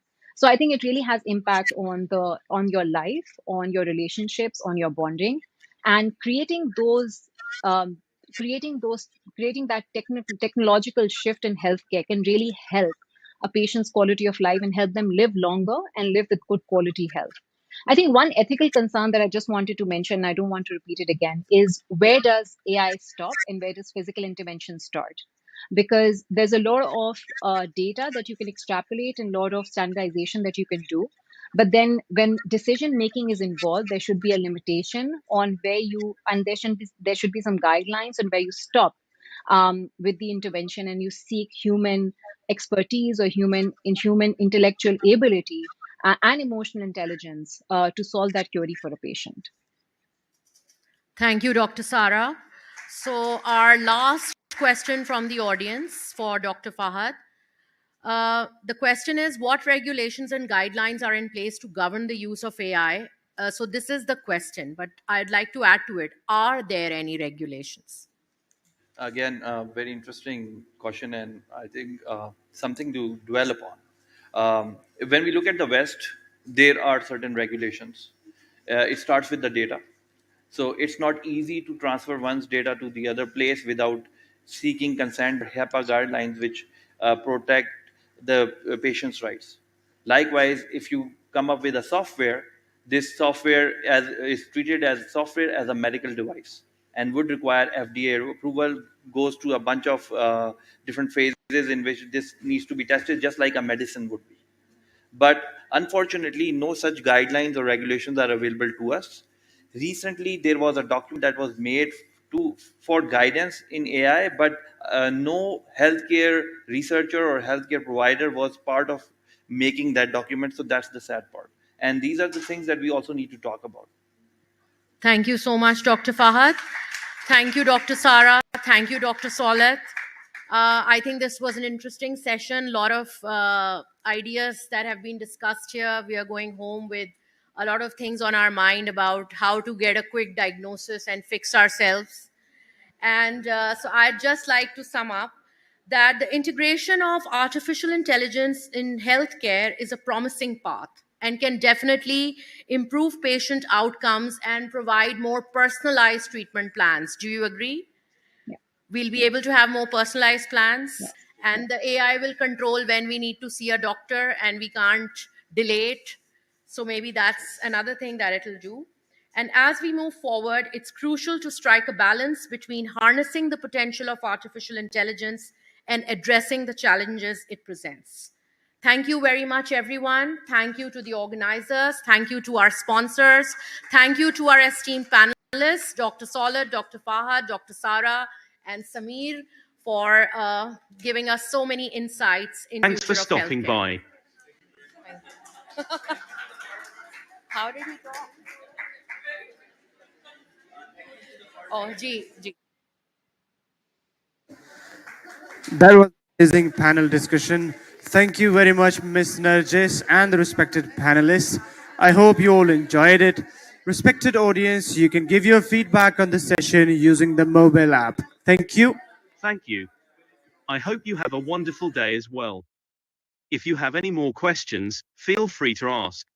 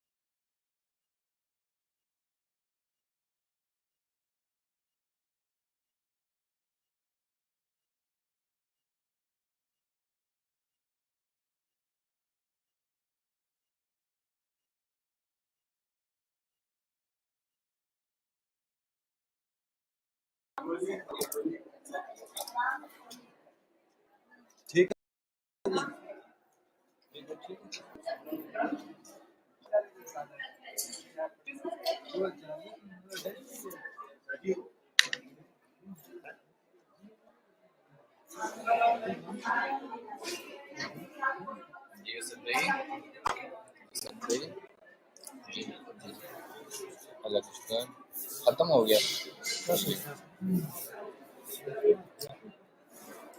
ठीक है yes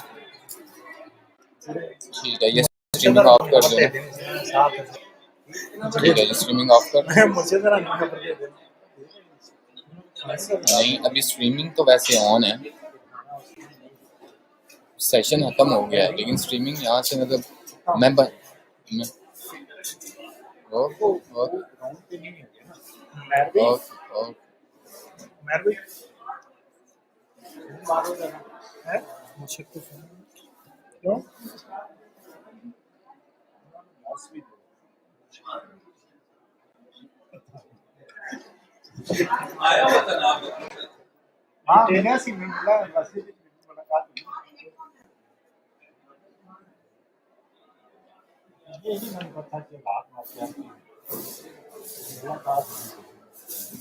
अच्छा